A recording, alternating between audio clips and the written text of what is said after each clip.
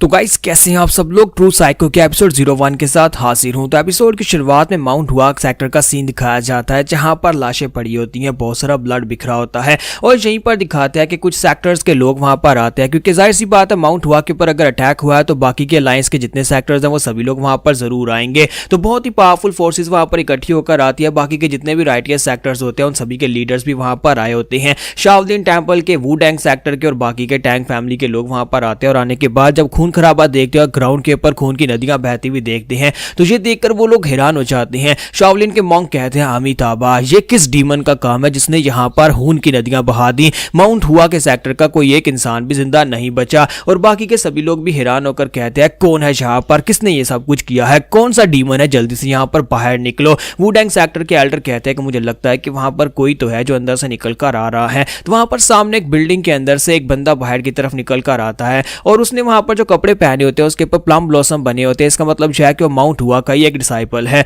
तो माउंट हुआ का डिसाइपल बाहर निकलता है, बुरी हालत में होता है। वहां पर आने के बाद उनसे कहता है, एक इंसान ने माउंट हुआ को पूरी तरह से बर्बाद कर दिया। तो एल्डर चलाकर कहते हैं, ये तो माउंट हुआ सेक्टर का एक इंसान है और अभी तक जिंदा है। जबकि इसी के साथ ही वो लड़का जो वहां पर उनसे कह रहा होता है कि एक इंसान ने यहाँ पर ये सब कुछ किया है। और इसी के साथ उसके ऊपर भी वहां पर पीछे से तलवार के साथ एक स्लैश लगती है। जब उसके ऊपर स्लैश लगती है तो इतना पावरफुल प्रेशर रिलीज होता है, सभी लीडर्स और सभी लोग बहुत ज्यादा हैरान हो जाते हैं और कहते हैं कि जल्दी से इस प्रेशर को ब्लॉक करो, ये तो बहुत ही पावरफुल फोर्स है। तो वहां पर उस लड़के की बॉडी के कटे फटे टुकड़े जो होते हैं उड़ते हुए उनके पास आकर गिरते हैं। वो सभी लोग जो होते हैं अपने आप को वहां पर बचाते हैं और सामने की तरफ देखते हैं कि आखिर वहां पर कौन है। तो लीडर चिल्लाकर कहते हैं कि कौन हो तुम, जल्दी से सामने आओ, तुम डीमन कहीं के, तुमने ये क्या कर दिया है। तो वहीं पर दिखाते हैं कि एक लड़का वहां से निकल कर आता है जो कि हमारी सीरीज का हीरो होने वाला है। तो हमारा हीरो वहां पर से माउंट हुआ सेक्टर के लीडर का सर अपने हाथ में पकड़कर उनके सामने आता है और वहां पर आने के बाद कहता है, देखो तो देखो कौन आया है। Shaolin, Wudang, King Chang, Namkong, Tang family सभी लोग यहाँ पर आए हैं।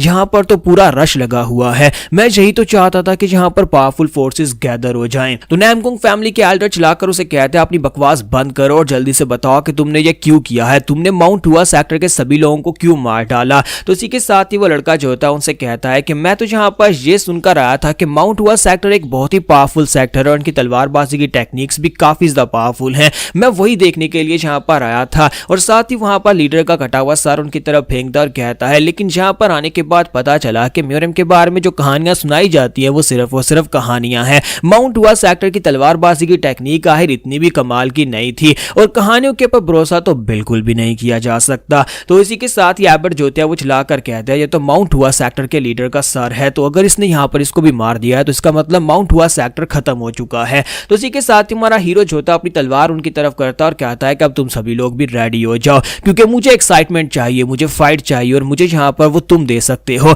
मैं यहाँ पर अब देखना चाहता हूँ कि वाकई में म्यूरम वैसी है जैसी यहाँ पर पुरानी किताबों में लिखा गया था कि म्यूरम के अंदर बहुत ही पावरफुल मार्शल मास्टर्स हुआ करते थे। अब जबकि माउंट हुआ खत्म हो चुका है तो इसका मतलब है कि अब तुम सभी लोग यहाँ पर सबसे स्ट्रॉन्गेस्ट हो। तो नैमकोंग फैमिली के एल्डर, बाकी के सभी एल्डर, सभी लोग अपनी अपनी तलवारें निकाल लेते हैं, अपने अपने प्रेशर और अपनी अपनी स्वर्ड टेक्निक्स को रिलीज करते हैं और कहते हैं, हम तुम्हें बिल्कुल भी नहीं छोड़ेंगे। और सभी लोग एक साथ मिलकर हीरो के ऊपर अटैक करने के लिए आगे बढ़ते हैं। और हमारा हीरो जो होता है वो बहुत ज्यादा एक्साइटेड लग रहा होता है और कहता है, ये जगह तो बहुत ज्यादा मजेदार है। और इसी के साथ ही जब वो सभी लोग मिलकर उसके ऊपर अटैक करते हैं तो वो उसे मार डालते हैं और हमारा हीरो जो होता है वो गेम के अंदर से लॉग आउट हो जाता है। तो वो एक VR के ऊपर ऑनलाइन म्यूरम गेम खेल रहा होता है। तो जब वो वहां पर गेम में से आउट हो जाता है तो वो बाहर निकलता है और कहता है, मुझे लगता है कि अगली बार यहाँ पर किसी और स्ट्रैटेजी को यूज करना पड़ेगा। एक म्यूरम के एक एक सेक्टर को डिस्ट्रॉय करना ज्यादा आसान है, जब सभी लोग मिलकर अटैक करेंगे तो मैं अकेले यहाँ पर उन सभी सेक्टर लीडर्स का मुकाबला नहीं कर सकता। लेकिन फिर भी ये गेम बहुत ज्यादा कमाल की है। जिसने भी ये आइडिया सोचा होगा उसने ये कमाल की गेम बनाकर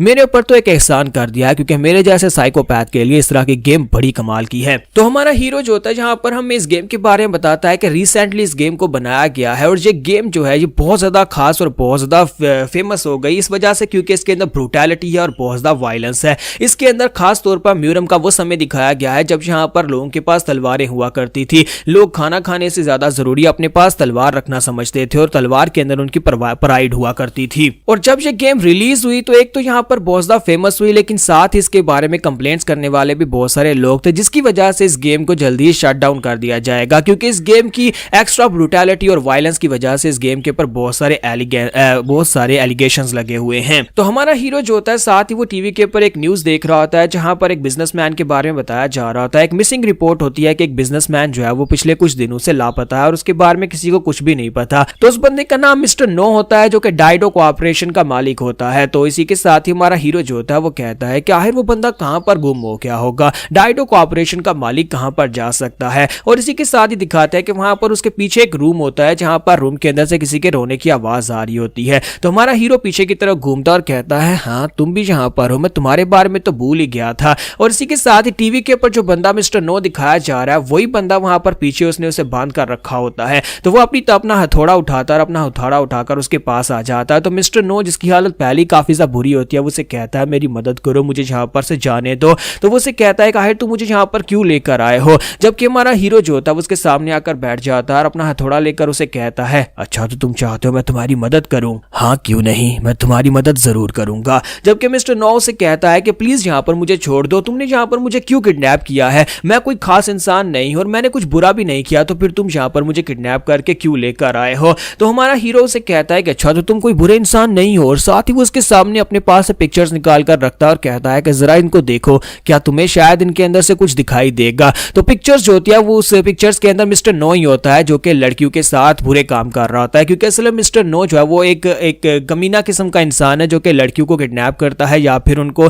किडनैप करके उन सभी को फोर्स करता है उनके साथ गलत काम करने के लिए। तो वो उसकी पिक्चर्स लेकर आया होता है। तो मिस्टर नो कहता है कि तुम्हें ये सब कुछ कैसे पता चला, ये पिक्चर्स तुम्हारे पास कहां से आई हैं। तो हीरो से कहता है कि क्या अब भी तुम कहोगे कि तुमने कुछ गलत नहीं किया? अगर तुमने वाकई में कुछ गलत नहीं किया होता तो फिर आज तुम मेरे सामने इस तरह से नहीं बैठे होते।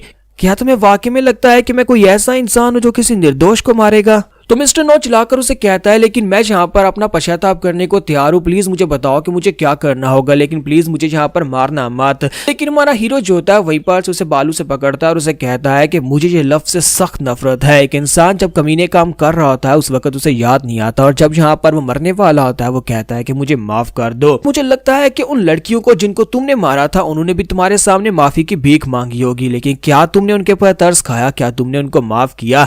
अब मुझे नहीं लगता कि मैं यहाँ पर तुम्हें माफ कर सकता हूं। और इसी के साथ ही वो अपने हथौड़े को ऊपर उठाता है उसे मारने के लिए। जब वो हथौड़े के साथ उसका सर फोड़ने लगता है इसी के साथ ही मिस्टर नो जो होता है वहीं पर से सामने की तरफ उसे धक्का देता है। वो अपने सर के साथ उसके पेट के ऊपर अपना सर टकराता है। तो हमारा हीरो पीछे की तरफ गिरता है जिसकी वजह से मिस्टर नो भी पीछे की तरफ गिर जाता है। और पीछे गिरने के साथ ही वो अपने हाथों पर जोर डालता है और उसकी रस्सियां खुल जाती हैं। जब उसकी रस्सियां खुल जाती हैं तो इसी के साथ ही मिस्टर नो अब यहाँ पर उसे गाली देता है और कहता है कि कुत्ते कहीं के, अब देख मैं तेरा क्या बनाता हूं। और साथ ही वो उसका हथौड़ा भी उठा लेता है और उसे कहता है कि अब तू मेरे हाथ से मरने वाला है। और साथ ही वो थोड़ा लेकर जंप करते हुए आगे बढ़ता है और हमारे हीरो के ऊपर अटैक कर देता है। लेकिन हमारा हीरो पीछे की तरफ जंप करते हुए उसके अटैक को अवॉइड कर लेता है। फिर साथ ही वहीं पर से उसके पेट में एक जबरदस्त पंच मारता है। जब उसे पंच मारता है फिर साथ ही वहां पर से उसके मुंह पे पर अपना घुटना मारता है जिसकी वजह से मिस्टर नो जो होता है वो ग्राउंड के ऊपर गिर जाता है। और गिरने के बाद वो फिर से कहता है कि मुझे यहाँ से भागना होगा, प्लीज मुझे माफ कर दो, मुझे मत मारना, प्लीज मुझे यहाँ पर से जाने दो। और जैसे वो लुढ़कता है वहां पर से आगे की तरफ बढ़ता है दूसरे रूम की तरफ और कहता है कि मैं मरना नहीं चाहता। और जब वो वहां पर से आगे की तरफ बढ़ता है तो वहां पर जाकर क्या देखता है कि वहां पर पहले से बहुत सारी डेड बॉडीज पड़ी होती हैं। वहां पर बहुत सारी डेड बॉडीज को पट्टियों में लपेट कर रखा गया होता है। तो यहाँ पर हमारा साइको हीरो जो होता है वो ये कहता है कि तुम्हारे जैसे कमीने लोग जो कि अपने सही रास्ते से भटक जाते हैं और दूसरे इंसानों को मारना शुरू कर देते हैं, ऐसे इंसानों को सजा देने के लिए मेरे जैसा एक साइको हीरो आता है जो कि तुम्हारे जैसे कमीने लोगों को ढूंढ ढूंढ कर मारता है। और इस रूम के अंदर तुम जितने लोगों को देख रहे हो वो सभी भी तुम्हारी तरह ही कमीने और घटिया लोग थे जिन लोगों को मैंने पहले ही मार डाला और अब यहाँ पर तुम्हारी बारी है।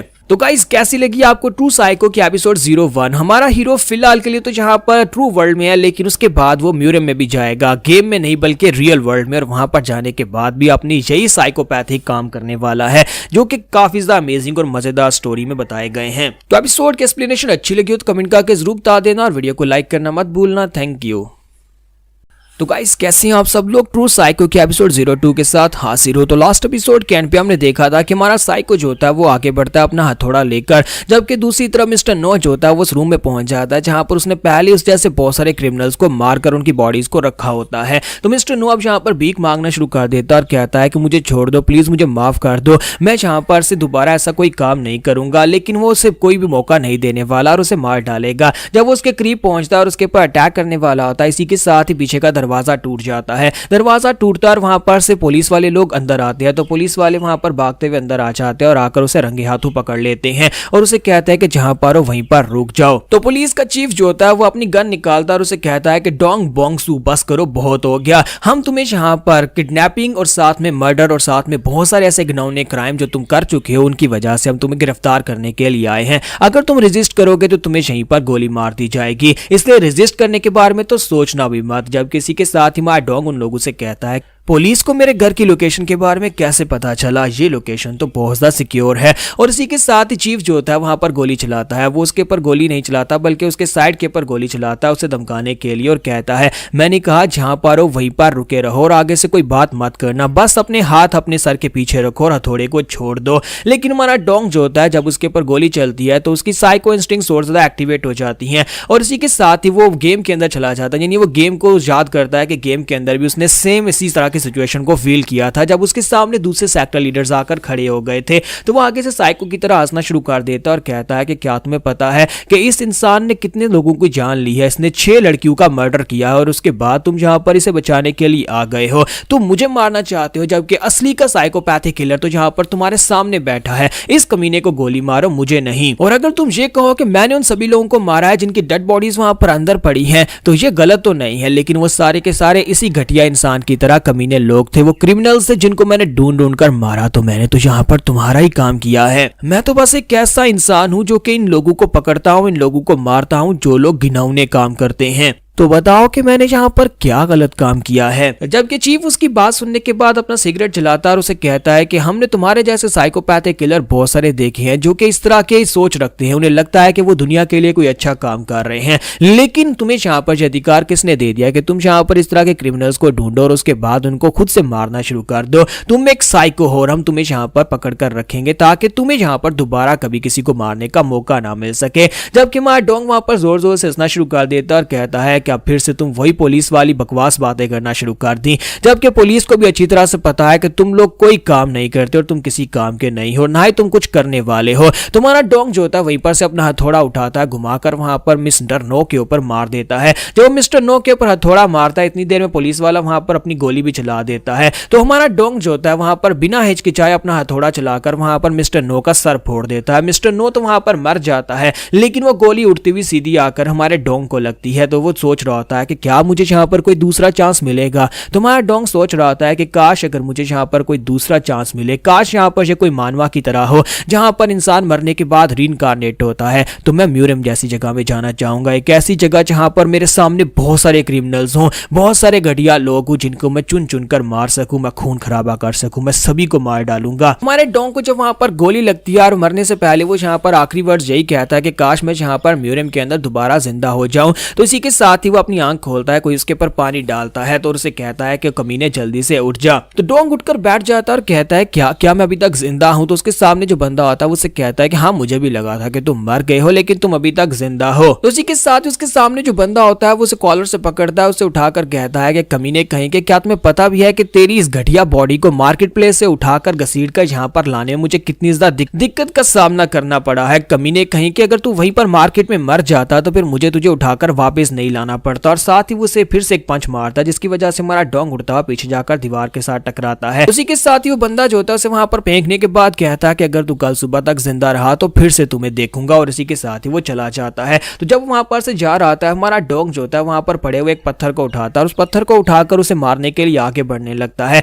जब उसे लगता है कि वो इस कमीने ने उसके साथ बुरा किया है तो उसे मार देना चाहिए, लेकिन जैसे वो पत्थर उठाकर खड़ा होता है इसी के साथ उसकी बॉडी जो होती है वो बहुत ज्यादा वीक होती है, उसे एक झटका लगता है, वो ग्राउंड के ऊपर गिर जाता है और कहता है ये क्या हो रहा है, आखिर मेरी बॉडी के साथ क्या इशू है? तो वो जल्दी से अपनी बॉडी की तरफ देखता है, वो पहले अपने बाजू देखता है कि वो बहुत ज्यादा स्किनी होते हैं, फिर साथ ही वो अपने कपड़े हटाकर अपनी चेस्ट की तरफ देखता है तो उसकी बॉडी के ऊपर तो सिर्फ और सिर्फ वहां पर हड्डियां ही नजर आ रही होती हैं, यानी कि वो इतना ज्यादा वीक होता है जैसे कि उसने यहाँ पर महीनों से खाना ना खाया हो। तो वो कहता है ये क्या, ये किसकी बॉडी है? ये मेरी बॉडी तो बिल्कुल भी नहीं है। फिर साथ ही वो कहता है कि मुझे तो गोली लगी थी और गोली का निशान कहां पर चला गया, कहीं ऐसा तो नहीं है कि मैं दोबारा वाकई में जिंदा हो गया हूं? तो वो उठकर खिड़की में से बाहर की तरफ तरफ देखता है। वहां पर देखने के बाद उसे बिल्डिंग्स दिखाई देती हैं, वो सारी बिल्डिंग्स जो कि ऑनलाइन म्यूरियम गेम के अंदर थी। तो वो कहता है कि ये जगह, इसको तो मैं अच्छी तरह से जानता हूं, इसका मतलब यह है कि मेरी विश पूरी हो गई, यानी कि मैं मरने के बाद दोबारा से रीइंकार्नेट हो गया हूं, मैं म्यूरियम के अंदर आ गया हूं। तो पहले तो हमारा हीरो डोंग जो होता है वहां पर ये सब कुछ देखने के बाद हैरान होता है, फिर साथ ही वहां पर एक साइको की तरह हंसना शुरू कर देता है। वो रो भी रहा था और साथ ही हंस भी रहा था और बहुत ज्यादा एक्साइटेड होता है और कहता है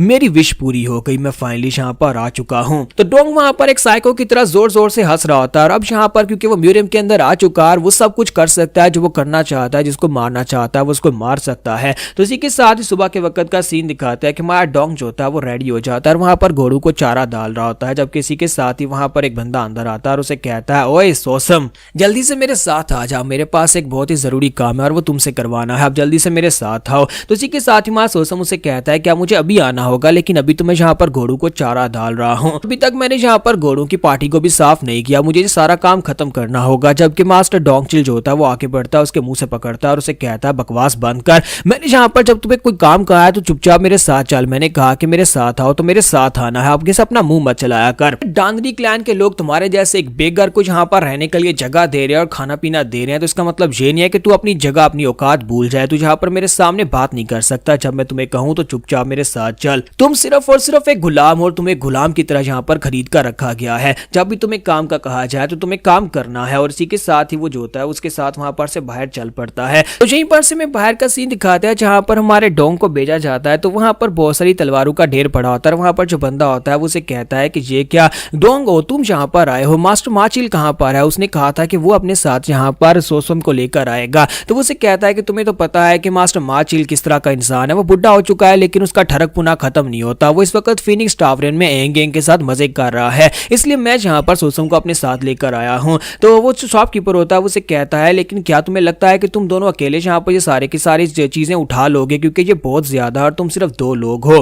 तो डोंग उसकी बात सुनने के बाद कहता है कि क्या तुम यहाँ पर देख नहीं पा रहे, मेरे पास यहाँ पर एक बहुत ही कमाल का घोड़ा है, ये सारे का सारा सामान मैं इस घोड़े के ऊपर लादने वाला हूँ। और इसी के साथ ही वो हमारे सोसम यानी डोंग को वहां पर पंच मारता है और उसे वहां पर चारों लिम्स के ऊपर नीचे झुका देता है और कहता है कि ये घोड़ा किस दिन काम आएगा। साथ ही वो सोसम से कहता है कि सोसम तुम यहाँ पर इंतजार किसका कर रहे हो, अब जल्दी से ये सारे का सारा सामान उठाओ और तुम्हें अकेले यहाँ पर ये सारा सामान उठाना है। और साथ ही डोंग को भी उसे बाय बोलकर वहां पर से चल पड़ता और कहता है कि मुझे याद आया कि फीनिक्स टावरन में एक लड़की के साथ तो मेरी भी वहां पर डेट है, तो मैं भी वहां पर जा रहा हूँ, इसलिए अब ये सारे का सारा काम तुम्हें अकेले ही करना होगा। तो सोसम मुझे लगता है कि शाम तक तुम ये सारा काम खत्म कर लोगे, यहाँ पर ठीक से मेहनत करना, क्योंकि अगर शाम तक ये काम खत्म नहीं हुआ तो मास्टर माचिल तुम्हें जिंदा नहीं छोड़ेंगे, वो तुम्हें बहुत ही बुरी तरह से पीटने वाले हैं। तो यहाँ पर हम लोग अपनी एपिसोड 02 का एंड करेंगे और नेक्स्ट एपिसोड में हम लोग देखेंगे कि सबसे पहले माचिल मरेगा या फिर डोंगो मरेगा, क्योंकि अब हमारा सोसम वो वाला सोसम नहीं रहा जो पहले कभी सोसम हुआ करता था, क्योंकि अब यहाँ पर इसकी बॉडी के अंदर डोंग बोंगसू रीइंकार्नेट हो चुका है। तो कल की एपिसोड काफी ज्यादा इंटरेस्टिंग होगी।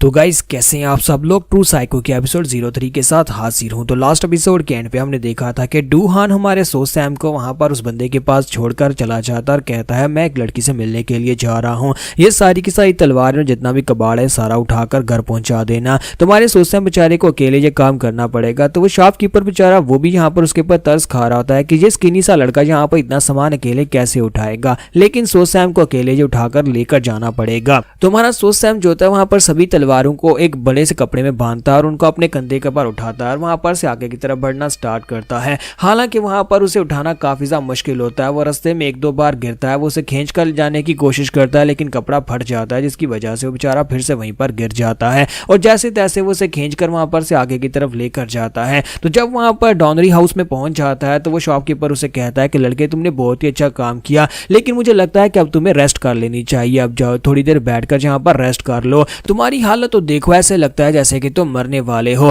क्योंकि ऐसे लगता है कि तुमने कितने दिनों से खाना नहीं खाया होगा। तो सोसम उसे कहता है नहीं नहीं मैं बिल्कुल ठीक हूं और वो लड़खड़ाता वहां पर से आगे की तरफ बढ़ता है। जैसे वहां पर गली में आगे की तरफ जाने लगता है क्योंकि उसे अपने स्टेबल में वापस जाना होगा, उस घोड़ों के स्टेबल में जहां पर वो रहता है। तो वो जैसे थोड़ा सा आगे बढ़ता है तो गली में उसके सामने खट्टा खट्टा मस्टंडा आकर खड़ा हो जाता है और वो बंदा उसे कहता है कि अब तू कौन है कमीने, क्या तू यहाँ पर साइड पर नहीं हटेगा। तुम्हारा सोसम जो होता है उसकी तरफ देखता है और उसे माफी मांगता है और कहता है कि मुझे माफ कर दो, मैं अभी हट जाता हूँ। लेकिन इतनी देर थी कि वो बंदा जो होता है उसके मुंह पर पाँव दे मारता है, यानी वो उसे किक दे मारता है। तो जैसे वो सोसम को वहां पर किक मारता है तो बेचारा सोसम जो कि पहली अधमरा है वो उड़ता हुआ पीछे जाकर काफी दूर गिरता है और फिर साथ ही वहां पर उसे फिर से एक पंच पड़ता है, यानी कि वो बंदा जो भी था वो उसे बुरी तरह से पीट रहा होता है। और हमारा सोसम जो होता है वहां पर अपने पास को याद कर रहा था और कहता है कि ये सब कुछ कैसे यहाँ पर गलत हो गया, क्या मेरे पेरेंट्स के उस बड़े टाइफून में मर जाने के बाद जब मैं अकेला रह गया था। तो ये सोसम की बात कर रहा होता है कि सोसम के पेरेंट्स एक टाइफून में मर गए और वो कहता है कि या फिर ये सब कुछ गलत तब हुआ जब मैं डोनरी क्लैन में आया और इनके पास आकर कहा कि मुझे यहाँ पर काम दे दो और बदले मुझे बस खाना दे दिया करो,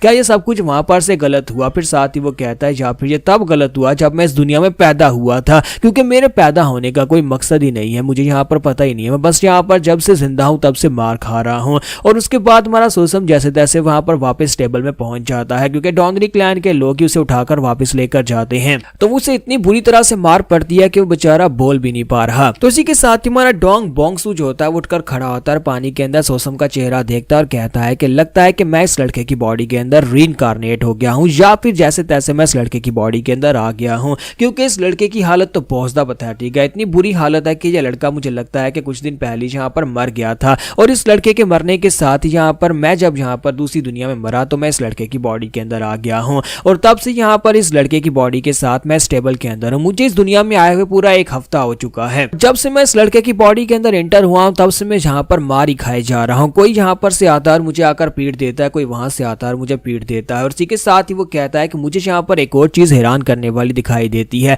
और उसके सामने स्टेटस विंडो होती है जो कि म्यूरम ऑनलाइन की स्टेटस विंडो होती है। तो वो कहता है कि ये स्टेटस विंडो मुझे यहाँ पर क्यों दिखाई जा रही है और उसके अंदर लिखा होता है कि तुम्हें वेलकम कहा जाता है ऐसी दुनिया में जहां पर स्ट्रॉन्गेस्ट लोग रहते हैं और सिर्फ वही सर्वाइव कर सकते हैं। तो वो कहता है ये स्टेटस विंडो तो मैं पहले भी देख चुका हूं। तो इसी के साथ ही यहाँ पर एक और हफ्ता गुजर जाता है और दिखाते हैं कि माचिल जो होता है उसके लिए खाना लेकर आ रहा था और साथ ही वो काफी ज्यादा गुस्से में होता है और कहता है कि हमेशा मुझे इस तरह के घटिया काम क्यों दिए जाते हैं। मैं ग्रेट माचिल जहां पर उस कमीने को खाना देने के लिए तो बिल्कुल भी नहीं हूं, मुझे जहां पर उस कमीने की मैस को क्लीन करने का भी कहा जाता है। इस बार उस कमीने ने जहां पर जो कुछ भी किया उसकी वजह से हमें भी काफी बुरी तरह से भुगतना पड़ा है। वो रास्ते में जिस बंदे के साथ टकराया था वो टैंग फैमिली का यंग मास्टर था, सॉरी पैंग फैमिली का यंग मास्टर था। पैंग डोरैंग के बारे में कहा जाता है कि वो कमीना गुस्से वाला है और जब भी कभी किसी को देखता है उसे पीटना शुरू कर देता है और उसकी वजह से माँ डोंग को भी बुरी तरह से पीटा गया है। अब जबकि माँ डोंग को जहां पर सजा मिली है इसी वजह से अब उस कमीने को खाना देने के लिए मुझे जाना पड़ रहा है और उस कमीने को मुझे लगता है किसी दिन उसको मैं जान से मार डालूं।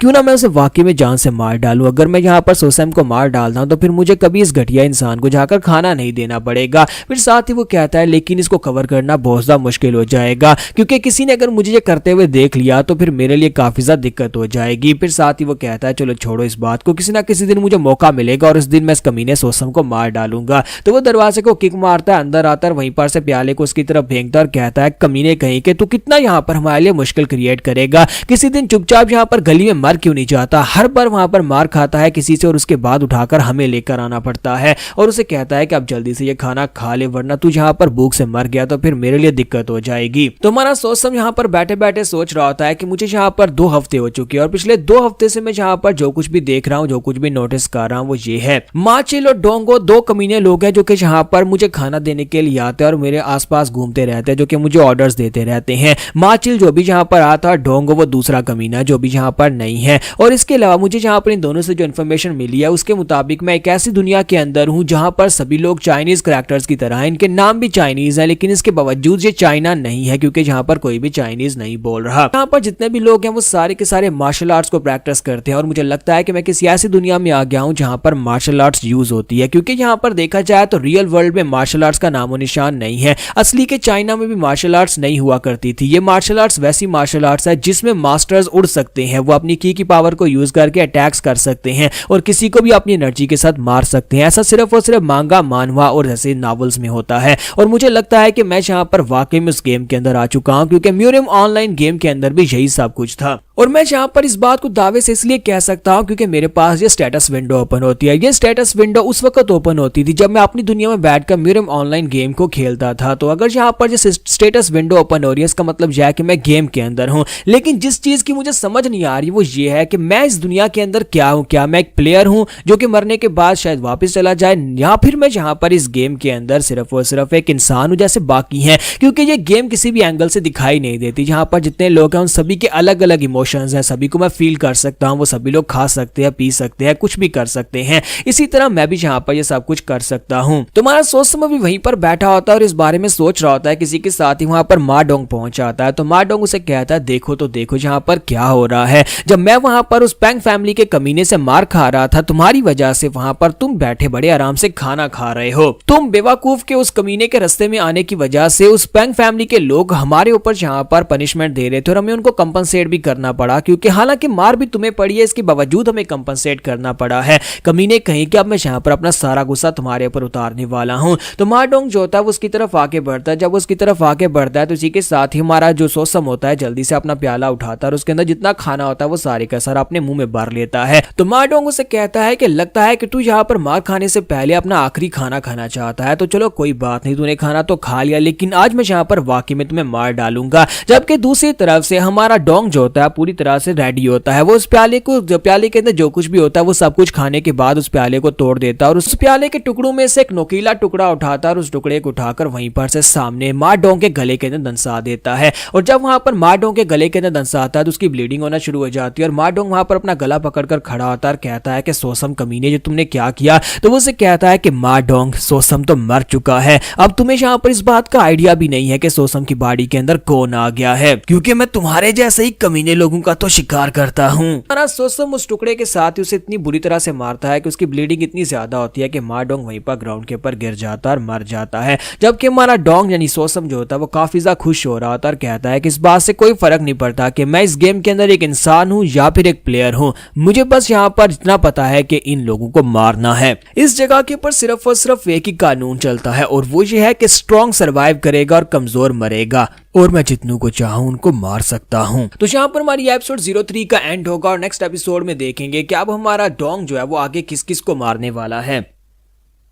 तो गाइस कैसे हैं आप सब लोग। ट्रू साइको के एपिसोड 04 के साथ हाजिर हो। तो लास्ट एपिसोड के एंड पे हमने देखा था कि हमारा डोंग बोंगसू जो कि अब यहाँ पर म्यूरियम के अंदर सोसम की बॉडी के अंदर रीइंकार्नेट हो चुका है, वो यहाँ पर अपने सबसे पहले प्रे को मार डालता है और उसे मारने के बाद वो काफी सा एक्साइटेड होता है और कहता है ये एक ऐसी दुनिया है जहाँ पर सिर्फ और सिर्फ स्ट्रॉन्गेस्ट ही सर्वाइव कर सकते हैं। जैसे कि मैंने यहाँ पर मा डोंग को मार डाला है, मा डोंग के मरने के बाद अब यहाँ पर मैं और जिसको भी चाहूँ उसे मार सकता हूँ। और साथ ही वो सोच रहा होता है कि इस दुनिया के अंदर सिर्फ और सिर्फ एक ही रूल है कि तुम अगर स्ट्रॉन्गर हो तो तुम किसी को भी मार सकते हो, और अगर मैं यहाँ पर स्ट्रॉन्ग बनना चाहता हूँ तो फिर मुझे मारना होगा, मुझे और ज्यादा लोगों को मारना होगा। जितने ज्यादा लोगों का मैं शिकार करूंगा उतना ज्यादा मैं स्ट्रॉन्गर बन सकता हूँ। मेरी दुनिया में ऐसा नहीं था, मेरी दुनिया में बहुत सारे कानून थे, लेकिन यहाँ पर कोई कानून नहीं होता, यहाँ पर जंगल का कानून चलता है। मैं अपने से ज्यादा स्ट्रॉन्गर लोगों को भी चैलेंज कर सकता हूँ, मैं अल्फा मॉन्स्टर्स को भी चैलेंज कर सकता हूँ, क्योंकि यहाँ पर बहुत सारे पावरफुल लोग हैं। हालांकि इस वक्त मेरे से तो सभी लोग ही ज्यादा पावरफुल हैं और मैं यहाँ पर उन सभी लोगों को जैसे चाहे वैसे चैलेंज कर सकता हूं और मैं अपने हंट को कंटिन्यू कर सकता हूं। इस दुनिया के लिए तो मैं यहाँ पर एक हीरो बनकर आया हूं, जो कि यहाँ पर जितने भी गंदे लोग हैं उन सभी लोगों को चुन चुन कर मार सकता हूं। तो इसी के साथ ही अब वो यहाँ पर बैठा सोच रहा होता है कि मैं इस डेड बॉडी को ठिकाने कैसे लगाऊं, क्योंकि उसने मा डोंग को मार तो दिया है, लेकिन मा डोंग के मरने के बाद अब यहाँ पर अगर किसी ने आकर देख लिया और इसकी बॉडी इस लायक नहीं है कि वो यहाँ पर उसे प्रोटेक्शन दे सके, तो वो कहता है कि अब मैं यहाँ पर करूँ क्या, इस तरह के कमीने लोगों को मैंने मार तो दिया है। फिर साथ ही वो कहता है कि मुझे लगता है कि यहाँ पर इन्वेंट्री के अंदर से कुछ ना कुछ तो जरूर मिलेगा, और साथ ही वो इन्वेंट्री को ओपन करता है। जब वो इन्वेंट्री को ओपन करता है तो वहां पर उसके सामने एक पोर्टल ओपन हो जाता है। वो कहता है कि ये क्या, जब मैं गेम खेल रहा था तब तो यहाँ पर इन्वेंट्री अलग तरह से आती थी, वहां पर एक टेबल ओपन होता था जिसके अंदर कुछ स्लॉट्स होती थी, जिसके अंदर एक एक चीज यानी एक एक आइटम को स्टोर किया जा सकता था। लेकिन यहाँ पर इन्वेंट्री तो पूरी तरह से एक पोर्टल की तरह, ऐसे लगता है जैसे कि मेरे सामने एक दरवाजा हो। लेकिन क्या यहाँ पर इस इन्वेंट्री के अंदर रखने के लिए कोई जगह है, क्या इसके अंदर कोई स्पेस है, क्या यहाँ पर चीजों को किस तरह से रखा जाएगा। वो अपना हाथ उस इन्वेंट्री के अंदर डालता है तो उसका हाथ अंदर चला जाता है। तो वो कहता है कि इसके अंदर तो काफी सारी खुली स्पेस है, मुझे लगता है कि इसके अंदर काफी जगह हो सकती है। और इसी के साथ ही वो कहता है कि चलो यहाँ पर इस डेड बॉडी को इसके अंदर रख कर देखते हैं। अगर यहाँ पर डेड बॉडी इसके अंदर चली गई तो फिर तो मुझे सबूत मिटाने के बारे में बिल्कुल भी चिंता करने की जरूरत नहीं है। तो वो कहता है जैसे गेम के अंदर यहाँ पर चीजों को इन्वेंट्री में रखने के लिए उस चीज के ऊपर हाथ रखा जाता था, वैसे यहाँ पर मैं इस चीज के ऊपर हाथ रख के सोचता हूँ। और साथ ही वो उसके मुंह के ऊपर जाकर हाथ रखता है और कहता है कि इन्वेंट्री में स्टोर कर दो। जैसे वो इतना कहता है, इसी के साथ ही वहां पर से वो बॉडी जो होती है पूरी तरह से गायब हो जाती है। बॉडी गायब होने के बाद वो वहां पर इस इन्वेंट्री के अंदर चली जाती है, यानी उसका जो पोर्टल होता है उसकी इन्वेंट्री होती है उसके अंदर चली जाती है, जहां तक कि उसका खून ब्लड वहां पर जो कुछ भी होता है वो सब कुछ अंदर चला जाता है। तो वो कहता है कि इतना बड़ा सबूत यहाँ पर से इंस्टेंटली गायब हो गया, यानी कि मैंने किसी को मारा, सबूत मिट गया, किसी को पता भी नहीं चलेगा। सारी जिंदगी कोई ढूंढता रहे लेकिन किसी को ये नहीं पता चलेगा कि मैंने यहाँ पर मार्डोंग को मारकर उसकी बॉडी को अपनी इन्वेंट्री के अंदर छुपा लिया है। इसका मतलब यह है कि मुझे तो यहाँ पर कोई कभी पकड़ ही नहीं सकेगा। और साथ ही वो सोच रहा होता है क्या यहाँ पर इसके अंदर जिंदा चीजों को भी रखा जा सकता है, क्योंकि इसके अंदर काफी सारी स्पेस है। अगर यहाँ पर इसके अंदर डेड बॉडी को रखा जा सकता है तो फिर जिंदा इंसान को भी तो रखा जा सकता है। तो वो कहता है कि इसके लिए मुझे एक्सपेरिमेंट करके देखना पड़ेगा, लेकिन मैं एक्सपेरिमेंट किसके ऊपर करूं। साथ ही वो कहता है कि मुझे लगता है कि मुझे माचुल के ऊपर एक्सपेरिमेंट करना होगा। माचुल भी एक बहुत ही कमीना इंसान है। इसी के साथ ही नेक्स्ट सीन सुबह के वक्त का दिखाता है कि वो बाहर सफाई कर रहा था, तो वहां पर माचुल अपने एक साथी के साथ बैठा होता है, दोनों वहां पर गप्पे लगा रहे होते हैं। और इसी के साथ ही गप्पे लगाते लगाते वो दोनों यहाँ पर इसका मजाक उड़ाना शुरू कर देते हैं और कहते हैं कि सोसम ने जब से यहाँ पर पैंग से मार खाई है तब से ये गूंगा हो गया है, ये बात नहीं कर सकता। और सोसम भी उन दोनों की तरफ ही देख रहा होता है, जबकि इसी के साथ ही वहां पर माचुल पीछे से आता है और आकर उसके सर में जबरदस्त थप्पड़ मारता है और उसे कहता है बेवकूफ कहीं के, पहले तुम सिर्फ और सिर्फ एक बेवकूफ हुआ करते थे और अब यहाँ पर तुम गूंगे भी हो गए, अब तुम आगे से कोई बात भी नहीं कर सकते। और इसी के साथ ही हमारा सोसम जो होता है आगे से है करके उसे कोई जवाब देता है, तो उसे कहता है बकवास बंद करो। और साथ ही उसे कहता है कि मुझे लगता है कि तुम्हें बस किसी जगह के ऊपर जाकर मर जाना चाहिए। अब तुम गूंगे हो इसका मतलब ये नहीं है कि हम तुमसे काम नहीं करवाएंगे। अब जल्दी से जाओ, जाकर उस घोड़े को गली में घुमाकर लेकर आओ, उस घोड़े को वॉक करनी है और तुम जाओ जाकर उस घोड़े को वॉक करवाओ।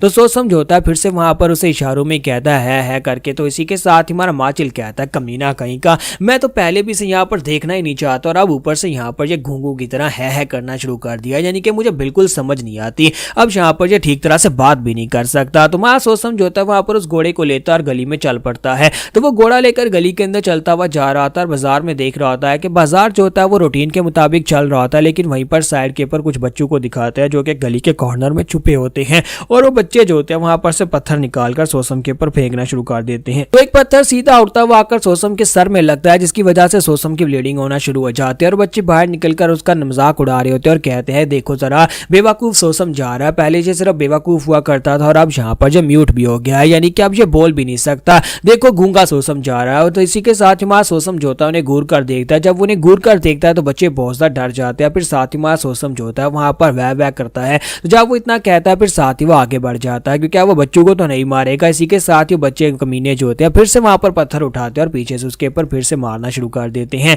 और इसी के साथ ही हमारा सोसम जो होता है मार खाता खाता वहां पर से आगे बढ़ जाता है। हालांकि वो अंदर से बहुत ज्यादा गुस्सा हो रहा था, क्योंकि ये कमीने लोग जो है चाहे बच्चे हूं या वो भी यहाँ पर म्यूरियम का हिस्सा है और सभी यहाँ पर कमीने हैं। जिसके पास स्ट्रेंथ है वो कमजोर को यहाँ पर बुरी तरह से तंग करेगा।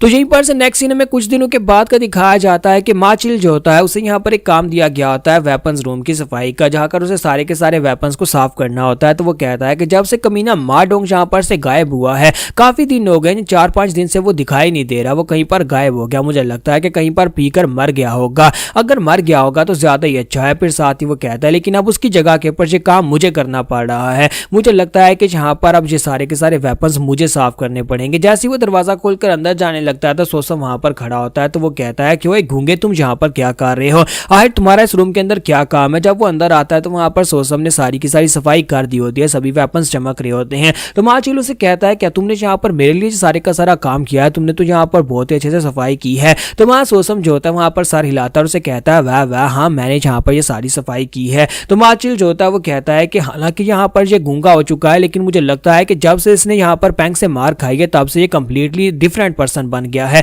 अब तो यहाँ पर बिना कहे ये सारे का सारा काम कर देता और आगे से कोई बात भी नहीं कर सकता। इसी वजह से अब यहाँ पर जो भी कहो यानी कि जो ना भी कहो वो भी ये काम कर देता है। मुझे लगता है कि अब कम से कम यहाँ पर ये एक डिसेंट इंसान बन चुका है। तो उसी के साथ ही सोसम अपने पास से पैसों की एक थैली निकाल कर उसके सामने करता है। तो माचुल उन पैसों की थैली को खोल खोलकर चेक करता है और कहता है कि तुम्हारे पास ये पैसे कहाँ से आए, क्या तुम यहाँ पर जो पैसे जो तुम्हारी सेविंग्स है उनमें से मुझे दे रहे हो। और साथ ही वो खुश हो जाता है और कहता है कि अब तुम्हें यहाँ पर कम से कम इतनी अकल तो आ गई है कि अपने सीनियर्स को कैसे खुश रखा जाता है। और साथ ही उसे कहता है कि बच्चे इसी तरह काम करते रहो, अगर तुम इसी तरह काम करते रहोगे और मुझे इसी तरह पैसे देते रहोगे तो तुम्हारे लिए दिक्कत बहुत ज्यादा कम हो जाएगी। और साथ ही वो पैसे पकड़ता है और कहता है चलो अब जल्दी से वहां पर उस ब्रोथल में चलते हैं और जाकर इस बार एंग एंग नहीं बल्कि इस बार चूसन के मजे लेते हैं। और साथ ही वहां पर पैसे पकड़कर सीधा ब्रोथल की तरफ चल पड़ता है। जबकि हमारा सोसम जो होता है वहां पर पीछे खड़ा खड़ा सोच रहा होता है कि बेवकूफ कही कि तुमने यहाँ पर मुझसे पैसे तो ले लिए हैं और लेकिन तुम्हें शायद यहाँ पर ये नहीं पता कि मैं यहाँ पर तुम्हारे फ्यूनरल के लिए तुम्हें पैसे दे रहा हूँ, क्योंकि ये पैसे तुम्हें ऐसे तो नहीं मिले बल्कि तुम मेरे हाथ से आज मरने वाले हो। और दूसरी तरफ माचिल जो होता है वो ब्रोथल के बाहर पहुंच जाता है और कहता है कि हर बार मुझे यहाँ पर कम दामों में एंग एंग के साथ काम चलाना पड़ता है, लेकिन आज मेरे पास ज्यादा पैसे हैं तो आज मैं यहाँ पर चोसन के साथ मजे करूंगा। तो वो वहां पर दरवाजे पर पहुंचता है तो जो मैनेजर होता है वो उसे कहता है कि मास्टर माचिल आप यहाँ पर क्या कर रहे हैं, क्या आज भी यहाँ पर आप एंग एंग के साथ ही मजे करने के लिए आए हैं। जबकि माचिल उसे कहता है नहीं नहीं नहीं, आज एंग एंग नहीं बल्कि आज मुझे चोसन चाहिए। तो यहाँ पर हम लोग अपनी एपिसोड 04 का एंड करेंगे और नेक्स्ट एपिसोड में देखेंगे कि हमारा हीरो जो है वो यहाँ पर इसको किस तरह से मारने वाला है। तो गाइस कैसे हैं आप सब लोग, ट्रू साइको के एपिसोड 05 के साथ हाजिर हूं। तो लास्ट एपिसोड के एंड पे आपने देखा था कि माचिल जो होता है वो मैनेजर के पास जाता है और उसे कहता है आज मुझे चोसन चाहिए। तो मैनेजर उसे कहता है लेकिन हर बार जब भी तुम यहाँ पर आते हो तुम यहाँ पर एंग एंग को ही बुलाते हो, इस बार तुम्हें चोसन क्यों चाहिए, क्या तुम्हारे पास इतने पैसे हैं। तो उसे कहता है कि हाँ मुझे यहाँ पर चोसन चाहिए और मेरे पास बहुत सारे पैसे हैं। और साथ ही वो पैसों की थैली उसके सामने करता है और कहता है कि ये पकड़ो अपना कैश और जल्दी से चोसन को बुला कर लाओ। तो मैनेजर पैसे देखता है फिर साथ ही उसे कहता है कि हाँ क्यों नहीं सर, यहाँ पर पैसे हैं तो फिर आप किसी के साथ भी मजे कर सकते हैं। आप जल्दी से यहाँ पर सेकंड फ्लोर के फर्स्ट रूम के अंदर चले जाए, वहां पर जाकर वेट करें, मैं चोसन को वहीं पर भेज देता हूँ। तो इसी के साथ ही हमारा माचिल जो होता है वो जल्दी से वहां पर चला जाता है और वो सीधा उस रूम के अंदर चला जाता है। जब वो उस रूम के अंदर जाता है तो वहीं पर दिखाता है कि चोसन भी आ जाती है। तो चोसन उस रूम के अंदर आती है और वहां पर आने के बाद जैसे वहां पर उसे ग्रीट करती है तो माचिल कहता है कि चोसन देखो जरा ये एंग एंग से एक डिफरेंट लेवल पर है, एंग एंग तो इसके सामने कुछ भी नहीं है, ये बहुत ज्यादा यंग है, क्योंकि एंग एंग जो है वो इतनी ज्यादा यंग नहीं है लेकिन ये बहुत ज्यादा खूबसूरत भी है,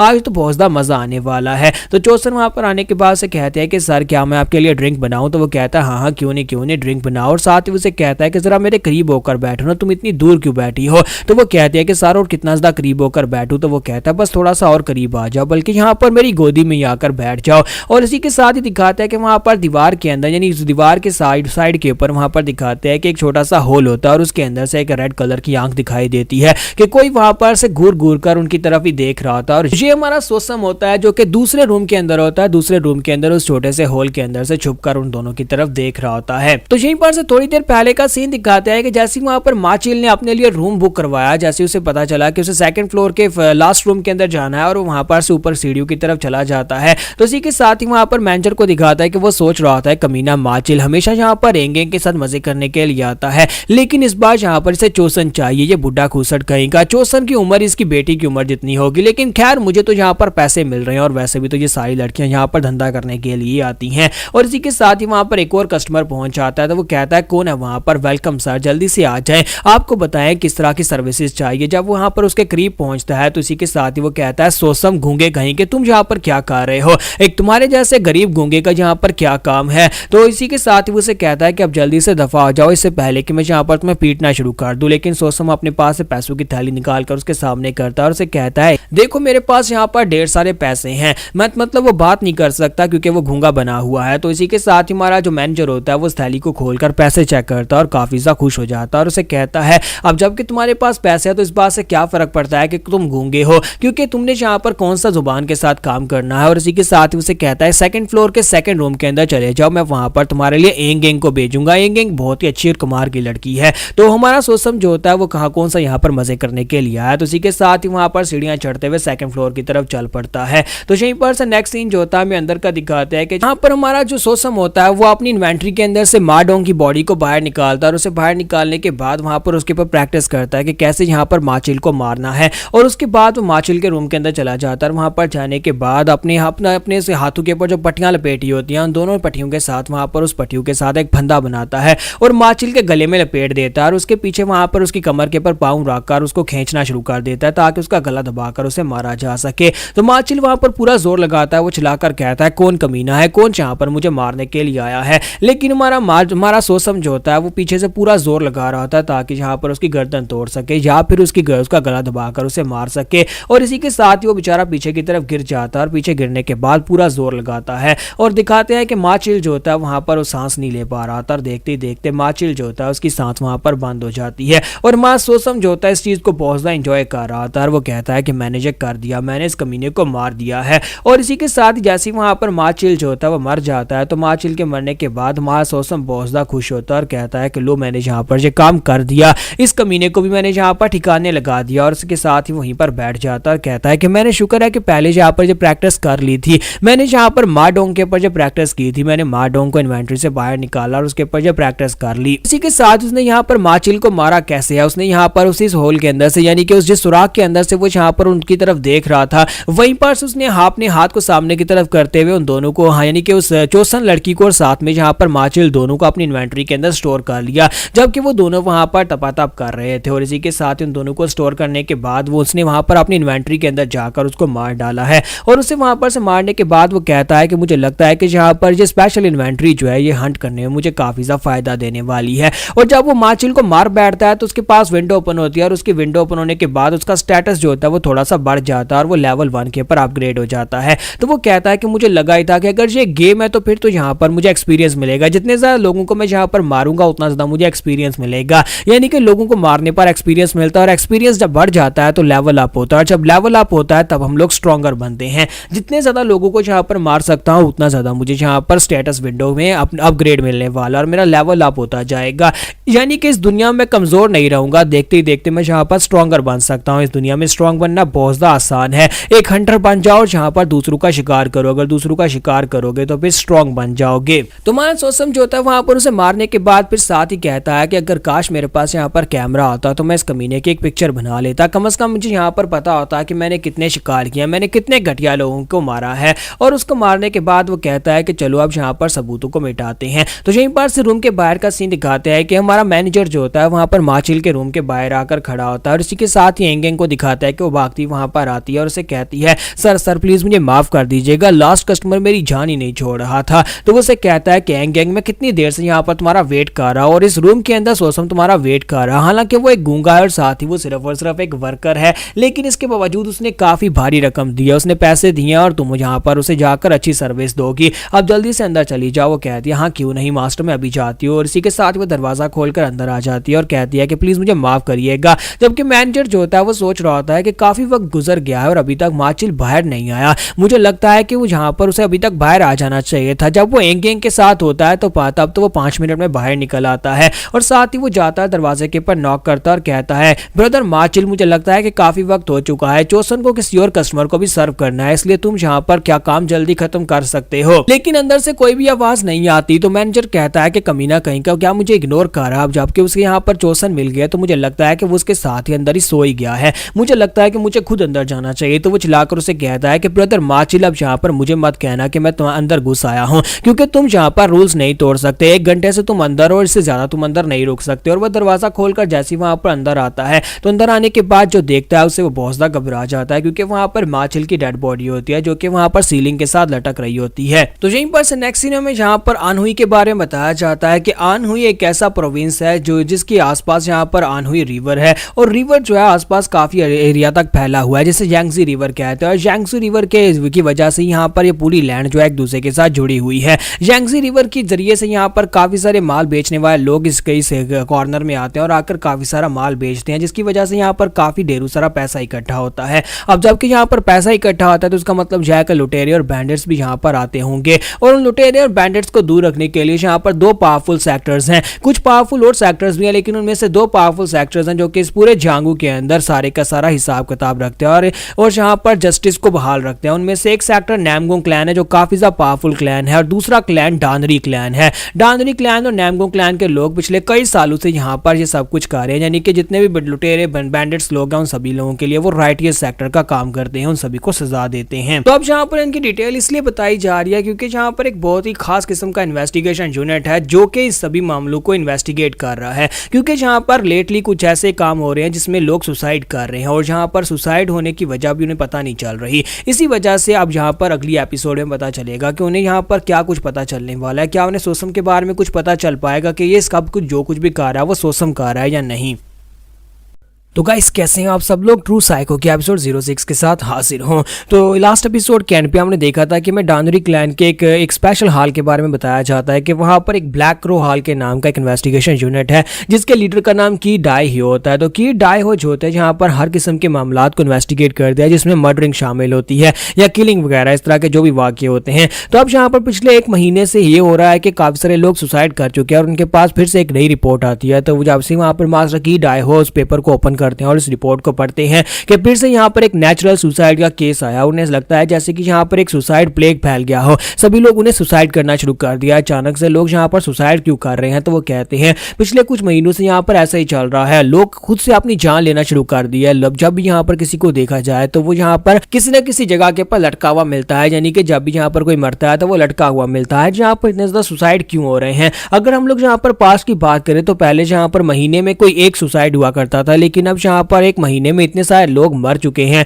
इसका मतलब यह है कि कोई ना कोई तो इसके पीछे हो सकता है। मुझे लगता है कि यहाँ पर इसके पीछे कोई ना कोई जरूर है और कोई ना कोई ऐसा है जो कि ये जानबूझकर कर रहा है, यानी कोई साइको किलर है जो कि ये सब कुछ कर रहा है। क्योंकि सारे के सारे जितने भी सुसाइड हैं उनके जहां पर भी सुसाइड हुआ है वहां पर कोई भी सबूत नहीं मिला। आखिर मरने वाले को इतनी क्या जल्दी थी कि उसने मरने से पहले सारे के सारे सबूत भी मिटा दिए। मास्टर की डाई हो जो होता है जब इस मसले को इन्वेस्टिगेट कर रहे होते हैं तो उसी के साथ ही वो अपने कमांडर से पूछता है कि बताओ कि यहाँ पर सबसे पहला सुसाइड केस किसका था, कौन मरा था। तो वो बंदा उसे बताता है कि सर एक बंदा जिसका नाम माचिल था वो एक वेपन स्टोर हाउस वर्कर था और वो यहाँ पर सबसे पहले मरा था, सबसे पहला सुसाइड उसी ने किया था और वो हमारी क्लैन का था। तो की डाओ से कहता है क्या मतलब है हमारी क्लैन, क्या वो डानरी क्लैन का एक मेंबर था? वो कहता है जी सर वो डानरी क्लैन का ही एक मेंबर था। तो उसी के साथ ही मास्टर से कहते हैं तो फिर मुझे उस लोकेशन के ऊपर लेकर चलो जहां पर उस माचिल ने सुसाइड किया था, मैं उस जगह को जाकर देखना चाहता हूं जहां पर वो मरा है। तो वो बंदा उसे बताता है कि सर वो एक वैशा खाना में मरा था, एक रेस्टोरेंट है, एक होटल है जिसे फैंगजैंग इन कहते हैं,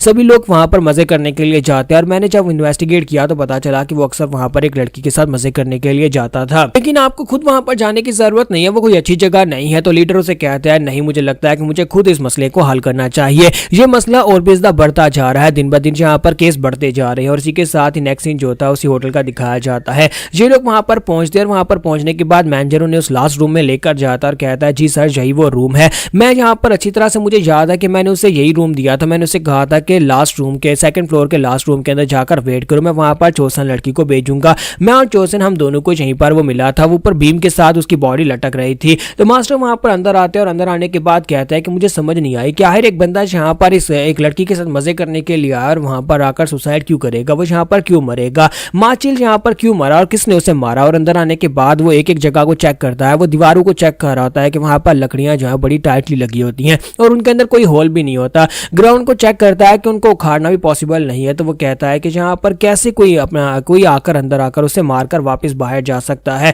क्योंकि मैनेजर ने कहा कि वो बाहर से अंदर आए थे। अगर वो बाहर से अंदर आए थे और अंदर से दरवाजा बंद था तो फिर यहाँ पर इसका मतलब यह है कि कोई ना कोई किसी दूसरे रास्ते से अंदर आया है। और इन रूम्स के अंदर खिड़कियां भी नहीं है क्योंकि स्पेशली जो लोगों के मजे करने के लिए रूम बनाए गए हैं। इसका मतलब यह है कि यहाँ पर सिर्फ और सिर्फ एक ही रास्ता हो सकता है कि दूसरे रूम के अंदर से कोई दीवार को उखाड़ कर अंदर आया हो। तो वो उस दीवार को चेक करता और कहता है लेकिन यहाँ पर इस दीवार के अंदर से भी कोई अंदर नहीं आ सकता। तो इसी के साथ मैनेजर से पूछता है कि मैनेजर क्या इसकी छत को ऊपर उठाया जा सकता है, कि छत को उठाकर अंदर आना पॉसिबल है? तो मैनेजर उसे कहता है नहीं सर, इसकी छत को ऊपर उठाना बिल्कुल ही पॉसिबल नहीं है क्योंकि छत को बहुत ही अच्छी तरह से यहाँ पर कीलों के साथ नीचे की दीवार के साथ लगाया गया है और यहाँ पर नीचे जो इसके बीम भरे गए हैं उन बीम्स के साथ इसको पूरी तरह से व्यवस्थित किया गया। इसका मतलब जो है कोई भी छत को उठा नहीं सकता, ना ही यहाँ पर दीवार को उखाड़कर वापस दीवार को वहां पर लगा सकता है। तो मास्टर की डायो से कहते हैं इसका मतलब यह है कि यहाँ पर कोई बाहर से नहीं आया। फिर साथ ही वो उससे पूछते हैं कि साथ वाले रूम में कौन था, इसके नेबर वाले रूम में, यानी कि इसके साथ जो सेकंड रूम है उसके अंदर भी कोई ना कोई तो होगा और मुझे बताओ कि वो कौन था। तो वो उसे बताता है कि सर वो भी एक डानरी क्लैन का ही एक लड़का था, एक गूंगा लड़का है जो कि माचिल के लिए काम करता है, उसका नाम सोसैम है। यहीं पर से नेक्स्ट सीन हमारे सोसम का दिखाता है कि मां सोसम घोड़े को लेकर वॉक करने के लिए बाहर जा रहा था। साथ ही वो अपनी स्टेटस विंडो को ओपन करता और कहता है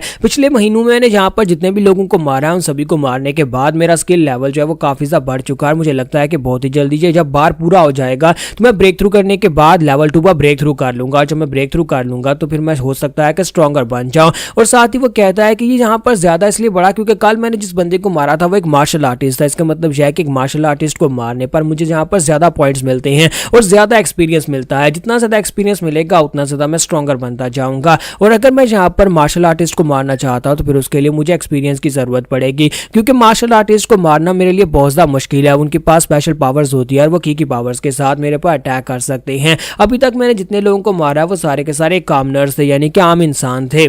तो मैं सोचता हूँ वहां पर अभी आपस में यही सोचता वो आगे की तरफ बढ़ रहा होता है कि गली के अंदर से एक गुंडा जो होता है बोलता है और कहता है कि देखो तो यहाँ पर कौन है, हमारा छोटा सैम है। देखो हमारा सैम वहां पर अकेला जा रहा है। तो सैम क्या तुम हमसे बात करने के लिए यहाँ पर नहीं आओगे? सैम जल्दी से यहाँ पर आ जाओ। क्या तुम अपने ब्रदर्स को हेलो नहीं बोलोगे? तुम्हारे ब्रदर्स यहाँ पर तुम्हारा वेट कर रहे हैं। तो मैं सोचता जो होता हूँ सभी की तरफ देखता और कहता है कि ये तो गली के गुंडे हैं, मुझे यहाँ पर इनसे बात करने की जरूरत नहीं है। और इसी के साथ वो इग्नोर करके आगे चल पड़ता है। जबकि गुंडा जो होता है उसे कहता है कि सैम क्या हो गया, क्या तुम यहाँ पर हमें पहचान नहीं पा रहे? हो सकता है काफी दिन हो गए हैं तुमसे बात नहीं की, इसी वजह से तुम यहाँ पर हमें पहचान नहीं पा रहे। तो मैं सोच रहा था कि इनको इग्नोर करना ही ज्यादा बेहतर होगा। और जैसे वो जाने लगता है तो उसी के साथ ही वो गुंडा आगे बढ़ता है, उसे बालू से पकड़ता है, उसे खींचकर गली में ले आता और कहता है तुम कहां पर जा रहे हो? लगता है कि तुम्हारी हिम्मत कुछ ज्यादा ही बढ़ गई है, जो तुम यहाँ पर अपने बिग ब्रदर को पहचान नहीं पा रहे। क्या तुम लास्ट टाइम वाली भूल गए हो कि तुम्हें कितनी बुरी तरह से मैंने पीटा था? लगता है कि तुम्हें फिर से याद दिलाना पड़ेगा। और इसी के साथ ही वो सैम को बालू से पकड़कर खींचकर गली के अंदर ले आता है और उसके घोड़े को भी उसके साथ ही ले आते हैं।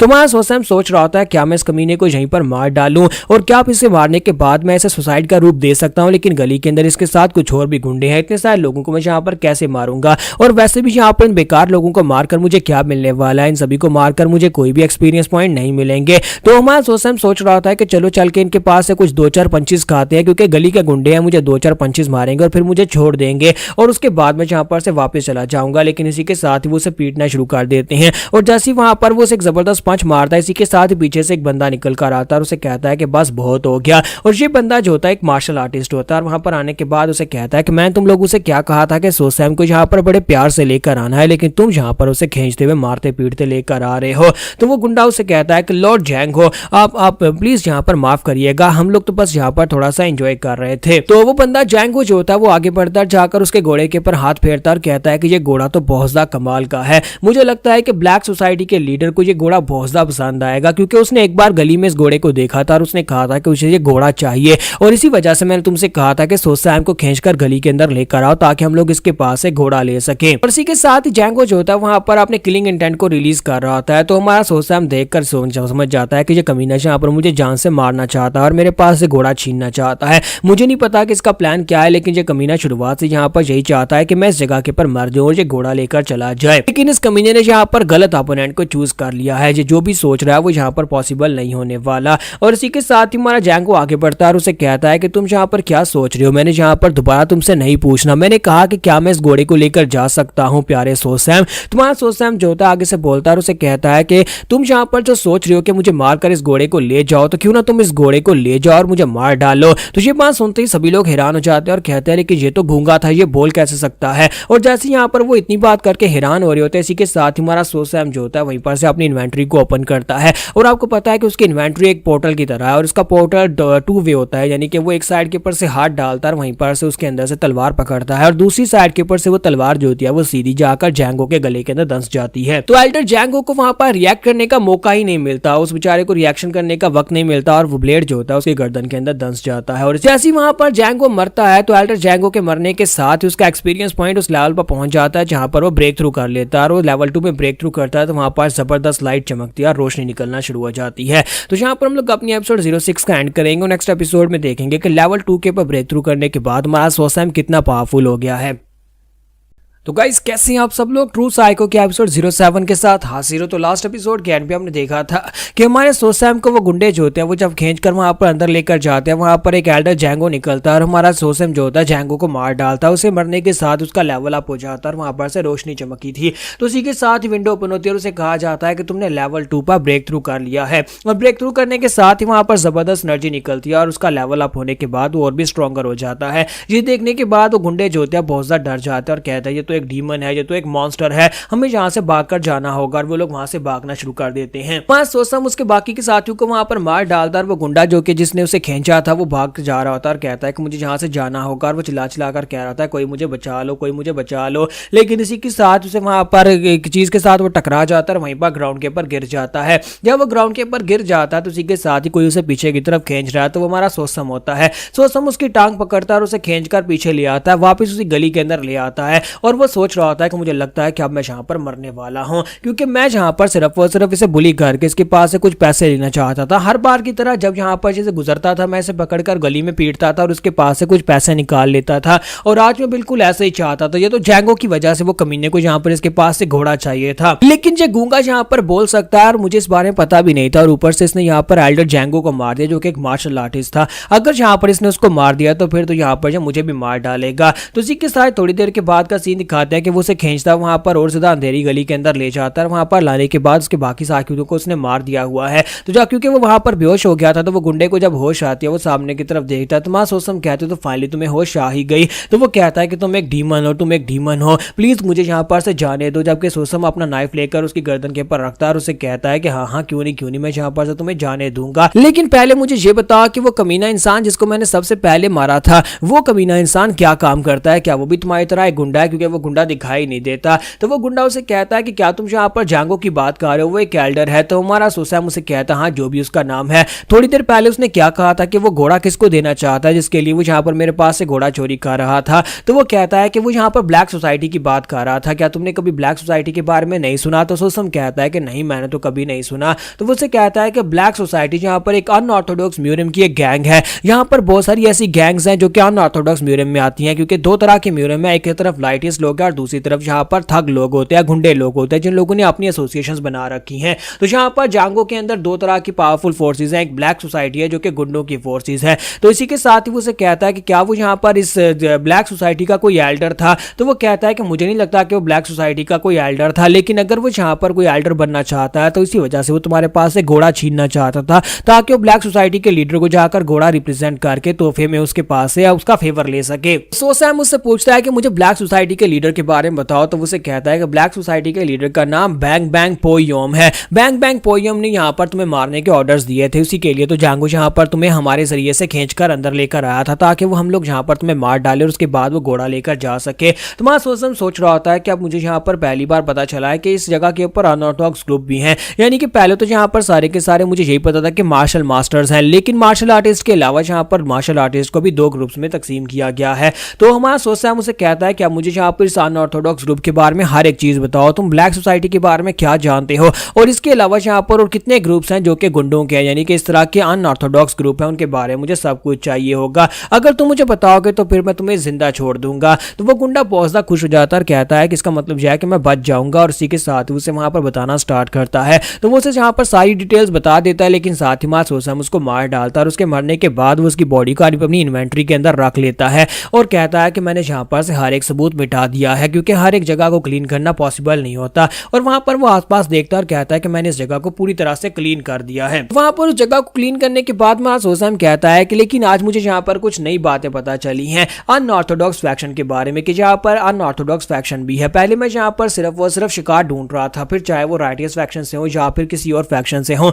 लेकिन मुझे ये नहीं पता था कि यहाँ पर अनऑर्थोडॉक्स फैक्शन के नाम के लोग भी है, क्योंकि ऐसे लोग जो होते हैं वो लालच लोग होते हैं, क्रिमिनल्स होते हैं। अगर ऐसे लोगों को मारा जाए तो फिर उसे ज्यादा दिक्कत भी नहीं होगी और कोई मेरे पीछे भी नहीं आएगा। तो इसी के साथ ही मां सोसम जो होता है वो कहता है कि मैंने यहाँ पर अपना टारगेट बदल लिया है, अब मुझे पता है कि मुझे किसको जाकर पकड़ना और किसको मारना है। अगर मुझे लेवल अप करना है तो फिर मुझे यहाँ पर जल्दी से जल्दी इन सभी कमीनों को मारना होगा, यानी कि यहाँ पर इन गुंडों को ढूंढ ढूंढ कर मारना होगा, क्रिमिनल्स को ढूंढ ढूंढ कर मारूंगा, मैं लेवल अप करूंगा। लेकिन वहां पर मार्शल मास्टर्स हो सकते हैं जिसके लिए मुझे यहाँ पर जल्दी से लेवल अप करना पड़ेगा। अगर मैं लेवल 2 पर पहुंचूंगा तो मेरे स्किल्स और ज्यादा बढ़ जाएंगे और मुझे नए स्किल्स मिलेंगे। और हमारे सोसम ने जब यहाँ पर लेवल 2 पर ब्रेक थ्रू किया है तो लेवल 2 पर ब्रेक थ्रू करने के बाद उसकी बॉडी जो है वो काफी हद तक रिपेयर हो चुकी है, जहां तक कि उसकी बॉडी के ऊपर मसल भी आ चुके हैं और साथ उसके सारे जख्म भी हील हो चुके हैं। तो सोसम कहता है ये तो बहुत अच्छी बात है कि अगर मैं यहाँ पर ब्रेक थ्रू करता हूँ और इस दौरान अगर मुझे यहाँ पर मार भी पड़ती है, चाहे मैं जख्मी क्यों ना हूँ, लेकिन जब जैसी ब्रेक थ्रू करूंगा मेरी बॉडी बिल्कुल परफेक्ट कंडीशन में आ जाएगी। तो इसका मतलब यह है कि मैं वहां पर जाकर ब्लैक सोसाइटी के लोगों को मारकर रिस्क ले सकता हूं। और साथ ही वो सोच रहा था लेकिन मुझे एक चीज जो है जो यहाँ पर खटक रही है वो ये कि जब मैं ब्रेक थ्रू करने वाला हूं, जैसे जैसे कि मैंने यहाँ पर लेवल 1 से ब्रेक थ्रू किया तो मेरी बॉडी के अंदर बहुत ही पावरफुल रोशनी चमकी थी, जो कि यहाँ पर टेंशन ड्रा कर सकती है, बहुत सारे लोगों को एक जगह का इकट्ठा कर सकती है। इसी वजह से अब मुझे यहाँ पर कुछ ऐसा करना होगा कि जब मैं ब्रेक थ्रू करने वाला हूँ तो मैं किसी ऐसी जगह के ऊपर हूँ, किसी बंद कमरे के अंदर जहाँ पर कोई मुझे देख ना सके, या फिर जहाँ पर मैं किसी को मार रहा हूँ उसे किसी ऐसी जगह के ऊपर ले जाऊँ जहाँ पर कोई भी ना हो। क्योंकि यहाँ पर एक शिकारी जो होता है वो शिकारी एक ऐसा होना चाहिए जो कि पूरी तरह से अपने शिकार या फिर आसपास के माहौल में घुल मिल जाए और किसी को इस बारे में पता भी ना चले कि एक शिकारी उनके बीचों बीच घूम रहा है। इसी वजह से मैं यहाँ पर ये करना चाहता हूँ। मुझे यहाँ पर एक बेस्ट हंटर बनना है। एक बेस्ट हंटर बनने के लिए जरूरी है कि मैं यहाँ पर आसपास के माहौल में पूरी तरह से घुल मिल जाऊं। फिर साथ ही वो कहता है कि अब मेरे पास सिर्फ एक ही मकसद है, लेवल अप करना है और इन गुंडों को मारना, इन सभी क्रिमिनल्स को मारना, और मुझे पता है कि मेरे दुश्मन मुझे कहां पर मिलेंगे। तुम्हारा सोच सैम जो होता है इसी के साथ ही वहां पर से चल पड़ता है वापिस अपने घर की तरफ। साथ ही वो सोच रहा होता है कि मुझे लगता है कि अगर झांगो में सर्वाइव करना है, इन मार्शल मास्टर्स के बीच में सर्वाइव करना है, तो मुझे लगता है कि यहाँ पर स्ट्रॉन्गर बनना ही पड़ेगा, जल्दी से जल्दी स्ट्रॉन्ग बनना पड़ेगा। क्योंकि सिर्फ और सिर्फ गूंगा बनकर या फिर मासूम बनकर मैं इन सभी के बीच सर्वाइव नहीं कर सकता, क्योंकि ये सभी कमीने लोग हैं और इस बात के भरोसा नहीं करने वाले। तो इसी के साथ ही में यहाँ पर से एक हिंट दिखाया जाता है नेक्स्ट सीन का, जिसमें एक कैरेक्टर जो होता है जो कि यहाँ पर मास्टर की डाइहो होते हैं। तो मास्टर की डाइहो आते हैं और आकर सोसैम के कंधे के ऊपर हाथ रखते हैं और उसे कहते हैं कि क्या तुमने माचिल को मारा है। तो जैसे ही वो यहाँ पर उसे ये कहते हैं क्या तुमने माचिल को मारा, और साथ ही वो अपने हाथ के अंदर से अपनी जबरदस्त पावर को रिलीज करते हैं और उसके कंधे के अंदर डाल देते हैं और उसके ऊपर प्रेशर डाल रहे होते हैं। हमारा सोसम यहाँ पर की डाइहो से कैसे बच पाएगा ये हमें थोड़ी देर में पता चलने वाला है। तो सोसम जो होता है वो वापस आ जाता है, अपने स्टेबल के अंदर आकर बैठा होता है। वहां पर सिस्टम उसे कहता है कि तुम्हारे सिस्टम के अंदर यहाँ पर एक क्रिटिकल एरर है। तो वो कहता है कि मुझे लगता है कि यहाँ पर एरर तो मैं खुद ही हूँ, क्योंकि मैं यहाँ पर इस गेम का हिस्सा बन गया हूँ, मुझे इस जगह के ऊपर होना नहीं चाहिए था। ये गेम रियल वर्ल्ड के अंदर बिल्कुल भी एग्जिस्ट नहीं करती, ये तो सिर्फ और सिर्फ एक गेम है, जबकि ये गेम अपने आप में यहाँ पर एक अंदर से वर्ल्ड है जिसके अंदर मैं आ चुका हूँ। इसका मतलब यह है कि यहाँ पर इसी वजह से एक बहुत बड़ा एरर है। तो सोसम कहता है कि मैं यहाँ पर इस एरर के बारे में तो कुछ भी नहीं कर सकता, कि इस एरर को रिमूव भी नहीं किया जा सकता। और इसी के साथ ही वो कहता है कि चलो छोड़ो, अब यहाँ पर अपने स्टैट्स को देखते हैं। तो लेवल अप करने के बाद अब यहाँ पर जहाँ पर पहले उसके जितने भी जो उनके इसके पैसिव स्किल्स थे उनके अगर सवालिया निशान आ रहे थे, अब यहाँ पर उस जगह के ऊपर बार्स आ जाती हैं, यानी कि वो थोड़े बहुत बढ़ चुके होते हैं और अब यहाँ पर उसके पास क्वांटिटी आ रही होती है। तो हमारा जो सोसैम होता है वो कहता है कि मुझे लगता है कि मेरे स्किल्स यहाँ पर बढ़ रहे हैं थोड़ी देर पहले, यानी कि जब मैंने ब्रेक थ्रू नहीं किया तब यहाँ पर सिर्फ क्वेश्चन मार्क्स आ रहे थे। इसका मतलब उस वक्त ये 0 थे और अब यहाँ पर ये स्टार्ट हो चुके हैं। जैसे जैसे मैं लोगों को मारूंगा वैसे वैसे यहाँ पर ये बढ़ते जाएंगे। या फिर ये भी हो सकता है कि उस एरर की वजह से जो कि सिस्टम के अंदर है, जिस चीज मेरे जो स्किल्स हैं वो एक खास लेवल के ऊपर रुक चुके हैं और इससे आगे नहीं बढ़ पा रहे, क्योंकि सारे के सारे एक ही जगह के ऊपर रुके हुए होते हैं और उससे आगे बाहर नहीं बढ़ रहा होता। तो यहाँ पर हम लोग अपनी एपिसोड 07 का एंड करेंगे और नेक्स्ट एपिसोड में देखेंगे कि मास्टर की डाइहो जब यहाँ पर आएंगे तो क्या उनके पास कोई सबूत भी है, या फिर वो ऐसे ही आकर इसके ऊपर प्रेशर डाल रहे हैं कि क्या तुमने माचिल को मारा है। तो गाइस कैसे हैं आप सब लोग, ट्रू साइको के एपिसोड 08 के साथ हाजिर हूं। तो लास्ट एपिसोड के एंड पे हमने देखा था कि हमारा सोसम जो होता है वहां पर अपने सिस्टम विंडो को देख रहा होता है और वहीं पर से वो अपने स्किल्स को एक्टिवेट करता है। स्किल्स के अंदर देखता है कि उसके पास क्या स्किल्स हैं। तो वो बस यहाँ पर नॉर्मल से स्किल्स होते हैं जिसमें थ्रो, स्टैप और स्लैश इस तरह के स्किल्स होते हैं। तो वो कहता है ये सारे के सारे तो पैसिव स्किल्स हैं जो कि गेम स्टार्ट करने पर किसी भी नॉविस को मिलते हैं। इसका मतलब यह है कि मेरे पास कोई खास स्पेशल स्किल नहीं है, लेकिन लास्ट के ऊपर वहां पर एक स्पेशल स्किल होता है जो कि लेवल 1 पर ब्रेक थ्रू करने, लेवल 2 पर ब्रेक थ्रू करने के बाद से मिला था और वो स्पेशल स्किल का नाम होता है स्पिरिट आई। तो वो कहता है ये स्किल कैसे काम करता है, मैंने पहले कभी स्किल को नहीं देखा, कहीं ऐसा तो नहीं है कि यहाँ पर ये लेवल अप करने पर मिलता है। तो इसी के साथ ही वो कहता है कि गेम के अंदर भी मैंने यहाँ पर स्किल को नहीं देखा था और यहाँ पर स्पिरिट आई का मैं करूंगा क्या। और इसी के साथ ही हमारा जब सोसम जब वहां पर सोच रहा होता है स्पिरिट आई के बारे में, स्पिरिट आई एक्टिवेट हो जाती है और स्पिरिट आई जब एक्टिवेट होती है तो उसी के साथ ही वहां पर उसके सामने एक विंडो ओपन होती है और उसे कहा जाता है स्पिरिट आई तभी एक्टिवेट होगी जब तुम यहाँ पर बहुत ही पावरफुल दुश्मन का सामना करने वाले होगे।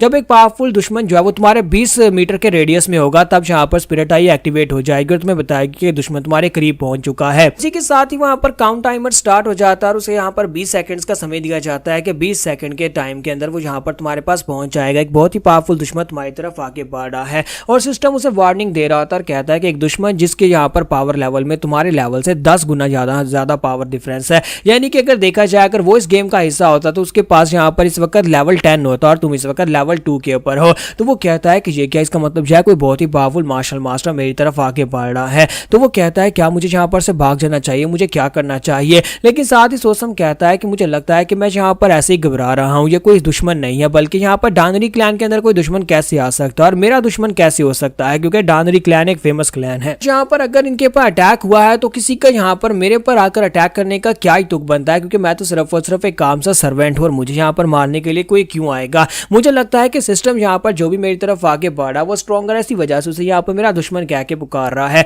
वरना यहाँ पर दुश्मन कोई नहीं है। और इसी के साथ ही वहां पर वो कहता है कि मुझे बस शांत रहना होगा, अगर मैं शांत रहूंगा तो फिर यहाँ पर पता चल पाएगा कि आखिर कौन है, और अगर कोई यहाँ पर कोई स्ट्रॉन्गर हुआ तो मैं उसे मार तो बिल्कुल भी नहीं पाऊंगा। मैं सोच रहा था कि यहाँ पर ये बंदा जो भी है उसकी पावर लेवल में मेरी पावर लेवल में पूरे 8 लेवल का डिफरेंस है। लेवल 2 पर ब्रेक थ्रू करने के लिए अगर मैंने यहाँ पर 100 लोगों की जान लिया तो इसका मतलब यह है कि मुझे कम से कम यहाँ पर 800 लोगों की जान लेनी पड़ेगी, तब मैं जाकर यानी कि 1000 पर जाकर मैं जाकर लेवल 10 पर पहुंच पाऊंगा।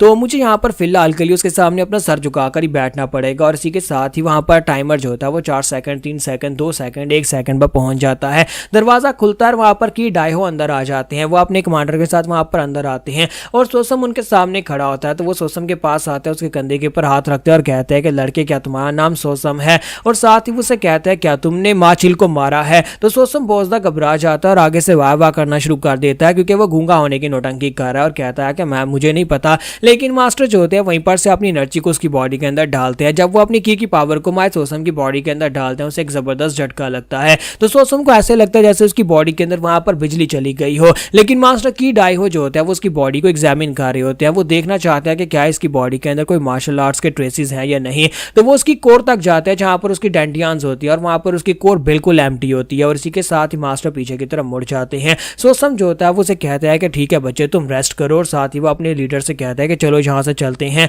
तो उसका कमांडर उसे कहता है लेकिन क्या हम लोग बस ऐसे यहाँ पर से चले आएंगे। तो वो बाहर आने के बाद उससे पूछता है कि कमांडर ये क्या, आपने वहां पर कहा था कि आप उसको इन्वेस्टिगेट करना चाहते हैं, आप पर्सनली यहाँ पर आए भी, लेकिन आपने यहाँ पर उसको ऐसे ही छोड़ दिया, उसको प्रॉपर्ली इन्वेस्टिगेट भी नहीं किया। अभी यहाँ पर आपने किया क्या, पहले आप तो यहाँ पर इसको सस्पेक्ट कर रहे थे कि किसी ने यहाँ पर उन सभी लोगों को मारा होगा, सुसाइड्स के पीछे ये लड़का है। तो की डाइहो उसे कहता है कि मैंने अपनी की पावर उसकी बॉडी के अंदर डाली थी ताकि मैं देख सकूं कि क्या वो एक मार्शल मास्टर है और क्या यहाँ पर वो बेस बदलकर यानी कि एक गूंगा या फिर एक लाचार इंसान बनकर यहाँ पर सभी के बीच में रह रहा है और असल में वो एक बहुत ही घातक शिकारी है। जब मैंने अपनी एनर्जी उसकी बॉडी के अंदर डाली तो मुझे यहाँ पर पता चला। तो कमांडर उसे कहता है कि सर आपको क्या पता चला। तो वो कहता है कि उसकी कोर पूरी तरह से एम्प्टी है, वो एक ऐसा इंसान है जिसने अपनी जिंदगी में कभी मार्शल आर्ट्स को अप्लाई नहीं किया, यानी कभी मार्शल आर्ट्स की ट्रेनिंग भी नहीं की। इसका मतलब यह है कि इन कत्लों के पीछे वो नहीं हो सकता, यानी कि सुसाइड जो भी हो रहे हैं वो सारे के सारे उसके पीछे ये लड़का तो बिल्कुल भी नहीं है। तो मास्टर की डाइहो वहां पर सोच रहे होता है कि मुझे लगता है कि वाकई में एक बहुत ही बड़ा प्लेग है कि लोग यहाँ पर आत्महत्या कर रहे हैं, इसी वजह से मुझे लगता है कि यहाँ पर कोई मर्डरर बिल्कुल भी नहीं है। अरे सोसम का जब वहां पर सामना होता है की डाइहो के साथ, तो उसके बाद से यहाँ पर इनकी जो राइटियस फैक्शन होती है उसके अंदर दोबारा सुसाइड होने बंद हो जाते हैं।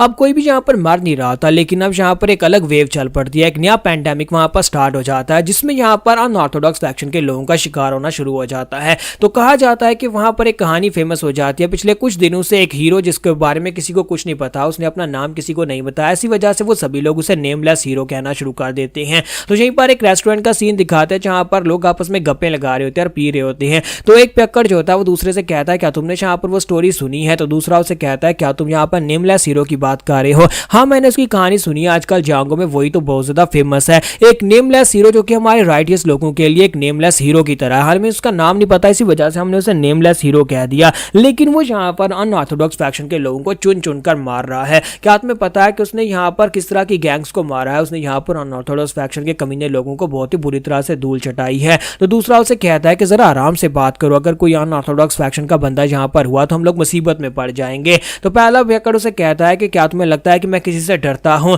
क्या तुम्हें नहीं पता कि अनऑर्थोडॉक्स फैक्शन के अंदर से व्हाइट टाइगर गैंग और इसके साथ साथ वुल्फ गेट गैंग दोनों यहाँ पर पूरी तरह से एक्सटर्मिनेट हो चुकी हैं। उस नेमलेस हीरो ने दोनों गैंग्स को तबाह कर दिया और अब यहाँ पर अगली बारी तुम्हें पता है किसकी होने वाली है। तो दूसरा बंदा उसे कहता है हाँ मुझे पता है, लेकिन जरा आराम से बोलो, मुझे पता है कि ब्लैक सोसाइटी की अगली बारी है और ब्लैक सोसाइटी के लोग यहाँ पर ये बात सुनकर बिल्कुल खुश नहीं होंगे। पहला पियक्कड़ उसे कहता है कि हाँ देखना यहाँ पर ब्लैक सोसाइटी भी नहीं बचेगी, बहुत ही जल्दी हमारा नेमलेस हीरो वहां पर भी जाएगा और जाकर ब्लैक सोसाइटी के कमीने लोगों को भी मार डालेगा और देखना उन सभी लोगों के टुकड़े टुकड़े कर देगा। तो यहीं पर से दिखाते हैं कि हमारा सोसम उसी जगह के ऊपर बैठा होता है, वहां पर से अपना कंटोप पहनता है और बाहर निकल जाता है और यहाँ पर से सीधा वो आगे बढ़ रहा होता है जहाँ पर ब्लैक सोसाइटी का बेस होता है। तो ब्लैक सोसाइटी के बेस के बाहर पहुंचता है, बिजलियां चमक रही होती है और वो उनके दरवाजे के बाहर आकर खड़ा हो जाता है। तो यहीं पर से ऊपर दरवाजे का सीन दिखाते हैं जहाँ पर एक गार्ड जो होता है वो ड्यूटी पर होता है, लेकिन वो सो रहा था। दूसरा गार्ड वॉशरूम गया था, वापस आने के बाद उसके सर में थप्पड़ मारता और कहता है बेवकूफ कहेंगे, तुम कर क्या रहे हो, तुम यहाँ पर सो कैसे सकते हो, क्या तुम्हें नहीं पता कि आज हम सभी लोग पूरी तरह से अलर्ट रहना है,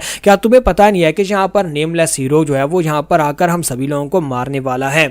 वक्त तुम्हारी ब्लैक सोसाइटी उसके निशाने के ऊपर है, क्योंकि वो पहली जहां पर अनऑर्थोडॉक्स फैक्शन के 3 बड़े सेक्टर्स को बर्बाद कर चुका है। 3 बड़ी गैंग्स जिसमें व्हाइट टाइगर गैंग और जहां पर वुल्फ गेट सेक्टर शामिल हैं, उसने दोनों सेक्टर्स को बुरी तरह से बर्बाद कर दिया और अब जहां पर ब्लैक सोसाइटी बचा है, अकेला ब्लैक सोसाइटी उसके सामने नहीं टिक पाएगा। इसी वजह से हमें यहाँ पर ध्यान रखना होगा, चुकन्ने रहना होगा। और उसी के साथ उसका साथी जो होता है फिर से वहां पर चुप कर जाता है। तो वो कहता है बेवकूफ कहेंगे, क्या तुम फिर से यहाँ पर सो गए हो। और जैसे वो साइड के ऊपर देखता है तो वहां पर देखकर हैरान हो जाता है कि उसके साथी की की मुंडी उसके साथ नहीं होती, उसकी गर्दन काट के ग्राउंड के ऊपर गिरी पड़ी होती है। वो कहता है ये क्या हुआ। तो इसी के साथ ही नेमलेस हीरो यानी सोसम उसके पीछे आ जाता है। तो वो अपनी तलवार निकालता और कहता है कि नेमलेस हीरो यहाँ पर आ गया, लेकिन इतनी देर में उसकी गर्दन भी काट के ग्राउंड के ऊपर गिर जाती है। तो उसके बाद हमारा नेमलेस हीरो यानी सोसम जो होता है वहां पर दरवाजा खोलता है। दरवाजा खोलने के बाद अंदर आ जाता है और अंदर आने के बाद कहता है तो आज यहाँ पर ब्लैक सोसाइटी की बारी है, लेकिन साथ ही अंदर सामने से काफी सारे तीर उसके ऊपर चलते हैं और वहां पर बहुत सारे तीर चलते हैं। तो वो सामने की तरफ देखकर हैरान होता है कि ब्लैक सोसाइटी के लोग पहले से यहाँ पर तैयारी करके खड़े होते हैं। उसके सामने वहां पर पूरी एक आर्मी खड़ी होती है उसे मारने के लिए। तो यहाँ पर हम लोग अपनी एपिसोड 08 का एंड करेंगे और नेक्स्ट एपिसोड में देखेंगे कि हमारा सोसम क्या यहाँ पर सर्वाइव कर पाएगा और क्या यहाँ पर इनके लीडर प्योम को मार पाएगा या नहीं। तो गाइस कैसे हैं आप सब लोग। ट्रू साइको के एपिसोड 09 के साथ हाजिर हो। तो लास्ट एपिसोड के एंड पे हमने देखा था कि सोसैम जो होता है जैसे ही वहां पर उस बिल्डिंग के अंदर आता है तो वहां पर अंदर आने के बाद उसके सामने पूरी फौज खड़ी होती है। वो सभी लोग उसके ऊपर अटैक करना शुरू कर देते हैं और सोसैम जो होता है वहीं पर रुक जाता है। तो उनमें से एक उसे कहता है कि हमें पता था कि तुम यहाँ पर हमारे पर अटैक करने के लिए जरूर आओगे, तो नेमलेस कीड़े कहीं कि आज यहाँ पर तुम हमारे हाथ से मरने वाले हो। जब किसी के साथ सोसैम जो होता है वो अटैक करने के लिए रेडी होता है, फिर साथ ही वहां पर फिर से बिजली चमकती है। जैसे वहां पर बिजली चमकती है तो वो सभी लोग अटैक करने के लिए आगे बढ़ते हैं और कहते हैं कि इस कमीने को यहीं पर मार डालो। सभी लोग बड़ी तेजी के साथ सोसैम के ऊपर अटैक करने के लिए आगे बढ़े होते हैं। वो सभी लोग जंप करते हुए सोसैम के करीब पहुंच जाते हैं, जबकि हमारे सोसैम ने जब यहाँ पर ब्रेक थ्रू किया था और अब यहाँ पर उसके पास कुछ नए स्किल्स आ चुके हैं और यहाँ पर उन्हीं स्किल्स में से एक स्किल जिसका नाम 1000 आर्मी स्वीप होता है, वो स्पेशल स्किल को यूज करता है और वहां पर अपनी तलवार को रिलीज करता है। तो उसकी तलवार के अंदर से रेड कलर का ओरा निकलता है और वो ओरा जो होता है वो बिल्कुल एक एनर्जी बीम की तरह यूज होता है और वहां पर सामने की तरफ उसकी तलवार की ओरा के साथ जो चीज भी टकराती है वो 2 हिस्सों में कट जाती है। तो सभी लोग बहुत ज्यादा हैरान होते हैं कि यार ये तो बिल्कुल एक मॉन्स्टर की तरह है। तुम्हारा सोसैम बड़ी तेजी के साथ उनके बीच से अपनी तलवार को घुमाते हुए आगे गुजरता जाता है और वहां पर खून की नदियां बह रही होती हैं। सभी लोग वहां पर उसके साथ कटकर मर रहे होते हैं, जब किसी के साथ ही एक मार्शल मास्टर निकलता और कहता है सभी लोग पीछे हटो, मैं ऐसे मारता हूं। अपना भाला लेकर बड़ी तेजी के साथ अटैक करने के लिए उसके करीब पहुंचता है। जैसे वो सोसैम के करीब पहुंचता है, इसी के साथ हमारा सोसैम वहीं पर से एक लड़के का बाजू पकड़ता है और उसे उठाकर उसके ऊपर दे मारता है। जब वो सामने की तरफ उसे पटकता है तो फिर साथ ही वहीं पर से अपनी तलवार उसकी बॉडी के दंसाता है। तो वो जो भाले वाला लड़का आया था वो और दूसरा लड़का जिसका उसने हाथ पकड़ा था, उन दोनों की बॉडी के आर पार अपनी तलवार कर देता है। दोनों को एक ही तलवार के अटैक के साथ वहां पर मार डालता है। तो उन दोनों के मरने के साथ ही साइड के ऊपर से कुछ और लोग निकलते हैं और कहता है कि इस कमीने को मार डालो, इसे छोड़ना मत। तो साइड के ऊपर से एक और मार्शल मास्टर निकलता है और कहता है कमीने अब तू कहां पर जाएगा, मैं तुम्हें मार डालूंगा। क्योंकि दूसरी तरफ जहां पर उसने जिन लड़कों को तलवार के साथ मारा था वो लड़के उसकी तलवार को ही पकड़ लेते हैं और वहां पर उसे बाइंड कर लेते हैं। तो पीछे जो मार्शल मास्टर निकला था वो उसे कहता है कि अब यहाँ पर तुम्हारी गर्दन कटेगी, तुम नहीं बच पाओगे। लेकिन जैसे वो खुश हो रहा था हमारे सोसैम के करीब पहुंचता है, हमारा सोसैम वहीं पर से अपनी इन्वेंट्री को ओपन करता है और अपनी इन्वेंट्री को ओपन करता है तो उसके अंदर से वो तलवार निकाल लेता है। और तलवार जो होती है क्योंकि इन्वेंट्री के अंदर से निकलती है तो मार्शल मास्टर भी समझ ही नहीं पाता कि तलवार कहां से निकल आए और इसी के साथ वो तलवार उसकी गर्दन काट देती है। तो हमारा सोसैम पीछे की तरफ घूमकर देख रहा होता है कि उसने यहाँ पर उसको मार दिया। इतनी देर में वहां पर जहां पर उस लड़के ने तलवार को पकड़ रखा था वहीं से एक और लड़का उठता है और वहां पर उसके ऊपर अटैक करता है और अपनी तलवार को हमारे सोसैम की बॉडी के दंसा देता है, जिससे हमारा सोसैम जख्मी होकर पीछे गिर जाता है। तो वो लड़का आगे बढ़ता है और अपने लोगों से कहता है देखो जरा, मैंने यहाँ पर अपनी तलवार के साथ इस लड़के को जख्मी कर दिया। ये नेमलेस हीरो है लेकिन इसका मतलब ये नहीं है कि कि ये इनविंसिबल है, ये भी हमारी तरह ही एक इंसान है और ये भी मर सकता है, इसका भी खून निकलता है। अब तुम सभी लोग उन्हें देख लिया ना, आगे बढ़ो और इसको मारना स्टार्ट करो। और सभी लोग जो होते हैं वहां पर अब पागलों की तरह अपनी तलवारें उठाकर उसके ऊपर अटैक करने के लिए आगे बढ़ने लगे हैं। जबकि मां सोसैम जो होता है वहां पर अपने कंटोप को उतार देता है और साथ ही वहां पर हंस रहा होता है। तो वो लोग कहते हैं कि अब इसे क्या हो गया, क्या ये पागल हो गया है जख्मी होने पर, यहाँ पर आगे से हंस क्यों रहा है। लेकिन मां सोसैम अपने दोनों हाथों में ब्लेड पकड़ता है, वहां पर पागलों की तरह हंसते हुए उनके ऊपर अटैक करने के लिए आगे बढ़ता है और कहता है मुझे यही तो चाहिए। और वो उनके ऊपर और भी ज्यादा किलिंग इंटेंट के साथ अटैक करना शुरू कर देता है। जबकि यहीं पर से आगे दूसरी बिल्डिंग का सीन दिखाते हैं कि वो तो फ्रंट डोर था, फ्रंट डोर के पीछे यहाँ पर एक और बिल्डिंग है और उस बिल्डिंग के बीच में यहाँ पर कुछ और सोल्जर्स बैठे होते हैं। एक सोल्जर जो कि वहाँ पर सोच रहा होता है कि यहाँ पर मुझे लगा था कि वो सभी आर्मी के लोग उस नेमलेस हीरो को रोक पाएंगे, लेकिन जिस तरह से उनके चिल्लाने की आवाज़ आ रही है मुझे नहीं लगता कि वो सभी लोग खुद भी बच पाएंगे। वो सभी लोग यहीं पर इस जगह के पर मरने वाले हैं। आखिर मैं यहाँ पर इस जगह के पर हूँ ही क्यों और मुझे यहाँ पर इस जगह पर छोड़ा गया है उसके पर निशाना लगाने के लिए। अगर वो बचकर आ जाता है तो फिर मुझे इसे यहाँ पर रोकना पड़ेगा। हम लोगों ने इतना क्या बुरा किया, हम लोगों ने बस कुछ यहाँ पर इंसानों की ट्रैफिकिंग की, कुछ उनके आर्गन्स को बेचा, कुछ औरतों के धंधा किया, कुछ यहाँ पर वाइन बेचते हैं। ये कोई बुरा काम तो नहीं है, हमारे जैसे इंसान इस तरह के काम करते हैं, फिर वो हीरो हमें यहाँ पर क्यों मारने के लिए आ रहा है। और साथ ही वो कहता है कि हालांकि हम सभी लोग लो लेवल के सोल्जर्स हैं, हम सभी लोग यहाँ पर मारे भी जाएं तो किसको फर्क पड़ता है। मैं जहाँ पर मारा गया तो इसके आगे जहाँ पर हमारे लॉर्ड का पवेलियन है, यानी कि उनकी जो ब्लैक सोसाइटी का लीडर है उसका पवेलियन उसके आगे है। तो वो कहता है कि अगर मैं जहाँ पर मर गया तो वो सीधा वहां पर पहुंच जाएगा जहां पर हमारे बॉस हैं और बॉस के पास पहुंचने के बाद वो बॉस के ऊपर भी अटैक कर सकता है। तो फिर साथ ही वो कहता है बस उम्मीद करता हूं कि वहां से बचकर ना आ सके। वहां पर तकरीबन 100 से भी ज्यादा सोल्जर्स हैं जो कि हमारे लिए उसका रास्ता रोक रहे हैं। और इसी के साथ ही वहां पर अपनी तरफ देखता है कि उसने वहां पर अंधेरे के अंदर काफी सारे लोगों को छुपा रखा होता है जिनके पास तीर कमान होती है और वो लोग छुपकर वेट कर रहे होते हैं कि सामने से कोई निकल कर आए तो उसके ऊपर अटैक करे।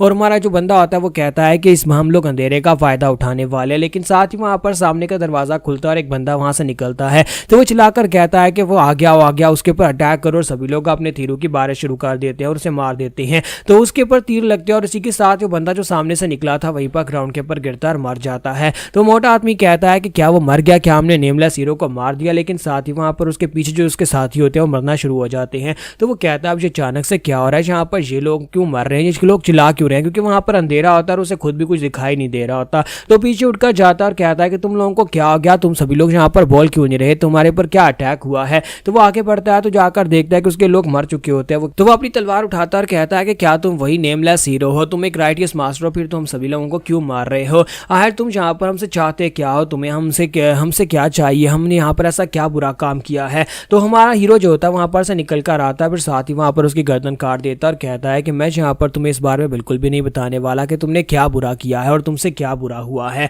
और वो वहीं पर उसको भी मार डालता है और कहता है कि मैं तो बस यहाँ पर तुम लोगों को मारने के लिए आया हूँ। अब यहाँ पर फ्रंट डोर के ऊपर जितने सोल्जर्स थे वो सारे के सारे मर चुके हैं और सेंटर में जहाँ पर जो लोग थे वो भी मर चुके हैं। और अब यहाँ पर सामने उसके पवेलियन होता है जहाँ पर ब्लैक सोसाइटी का लीडर बैठा हुआ है। तो मां सोसैम कहता है तो फाइनली यहाँ पर वक्त आ चुका है ब्लैक सोसाइटी के लीडर से फाइट करने की। तो देखते हैं कि बैंग पोयोंग वो कितना बड़ा मार्शल मास्टर है, क्योंकि अगर मैंने इसको मार दिया तो फिर मैं यहाँ पर एक और ब्रेक थ्रू अचीव कर लूंगा। तो यहीं पर से वो बैक स्टोरी बताता है कि शुरुआत में उसने यहाँ पर जो शुरू किया था उसे पता चला कि अनऑर्थोडॉक्स फैक्शन के लोग भी जो कि क्रिमिनल्स होते हैं, तो वो उसने यहाँ पर उनको मारना स्टार्ट किया। क्योंकि शुरुआत में जब उसने लेवल 2 पर ब्रेक थ्रू किया था वो इतना स्ट्रॉन्गर नहीं था। उस वक्त उसने यहाँ पर कुछ अजीब मेथड्स को यूज किया जिसमें यहाँ पर उनको ल्योर करना, यानी वहां पर उनके सामने से भागकर जाना और एक एक करके उनको गली में ले जाकर मारना, या फिर उनके ऊपर स्नीक अटैक करना ताकि उनको पता भी ना चले और उनके ऊपर अटैक करके उनको मार डालना। लेकिन जैसे जैसे उसने यहाँ पर इनको मारना स्टार्ट किया वैसे वैसे उसका पावर लेवल बढ़ता गया। और उसके बाद अब यहाँ पर ब्लैक गैंग का लीडर जो था वो उसके सामने था,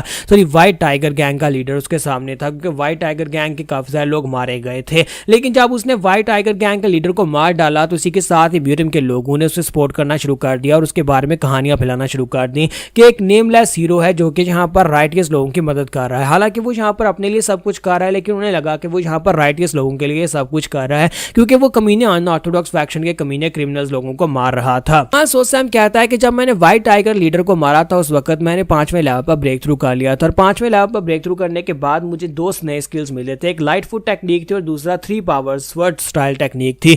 दोनों ही टेक्निक्स काफी ज्यादा स्पेशल थी और यहाँ पर उन दोनों टेक्निक्स को मैं इस जगह के पर यूज करने वाला हूँ। तो हमारा सोसैम जो होता है वो कहता है कि फाइनली मैं यहाँ पर ब्लैक गैंग के लीडर के पास बैंग पोयोंग के पास आ गया हूँ। इसको मारने के बाद देखता हूँ कि मुझे कौन सा नया स्किल मिलेगा। तो हमारा सोसैम जो होता है वहां पर से आगे की तरफ बढ़ना स्टार्ट करता है ताकि वो जाकर लीडर के ऊपर अटैक कर सके। तो लीडर लीडर जो होता है वो सामने बैठा होता है और वहां पर बैठे उसकी तरफ देखता है, वहां पर बिजलियां चमकती है और हमारा सोसैम उसके सामने आकर खड़ा हो जाता है। दोनों एक दूसरे की तरफ देखते हैं तो लीडर उसे कहता है क्या तुम ही वो नेमलेस हीरो हो? तो सोसैम आगे से खामोश रहता है। तो बैंक पोयम उसे कहता है कि तुम एक हीरो हो, फिर यहाँ पर तुम इतने सारे लोगों को मारकर इनका बर्डन क्यों उठा रहे हो? तुम्हारा सोसैम उसे कहता है क्योंकि मैं एक हीरो नहीं हूँ इसी वजह से। तो लीडर इसी के साथ उसे कहता है कि तुमने कहा कि तुम एक हीरो नहीं हो, तो फिर तुम यहाँ पर अनऑर्थोडॉक्स फैक्शन जैसे यानी कि हमारी गैंग्स के लोगों को क्यों मार रहे हो? तुम्हारा सोसैम फिर से आगे हंसना शुरू कर देता है और उसे कहता है क्योंकि मैं एक हीरो नहीं हूँ इसी वजह से मैं तुम लोगों को मार रहा हूँ। तो यहाँ पर हमारी एपिसोड 09 का एंड करेंगे और नेक्स्ट एपिसोड में देखेंगे क्या लीडर को मारना इतना आसान होने वाला है, क्योंकि वो है तो एक लीडर तो काफी स्ट्रांग भी होगा।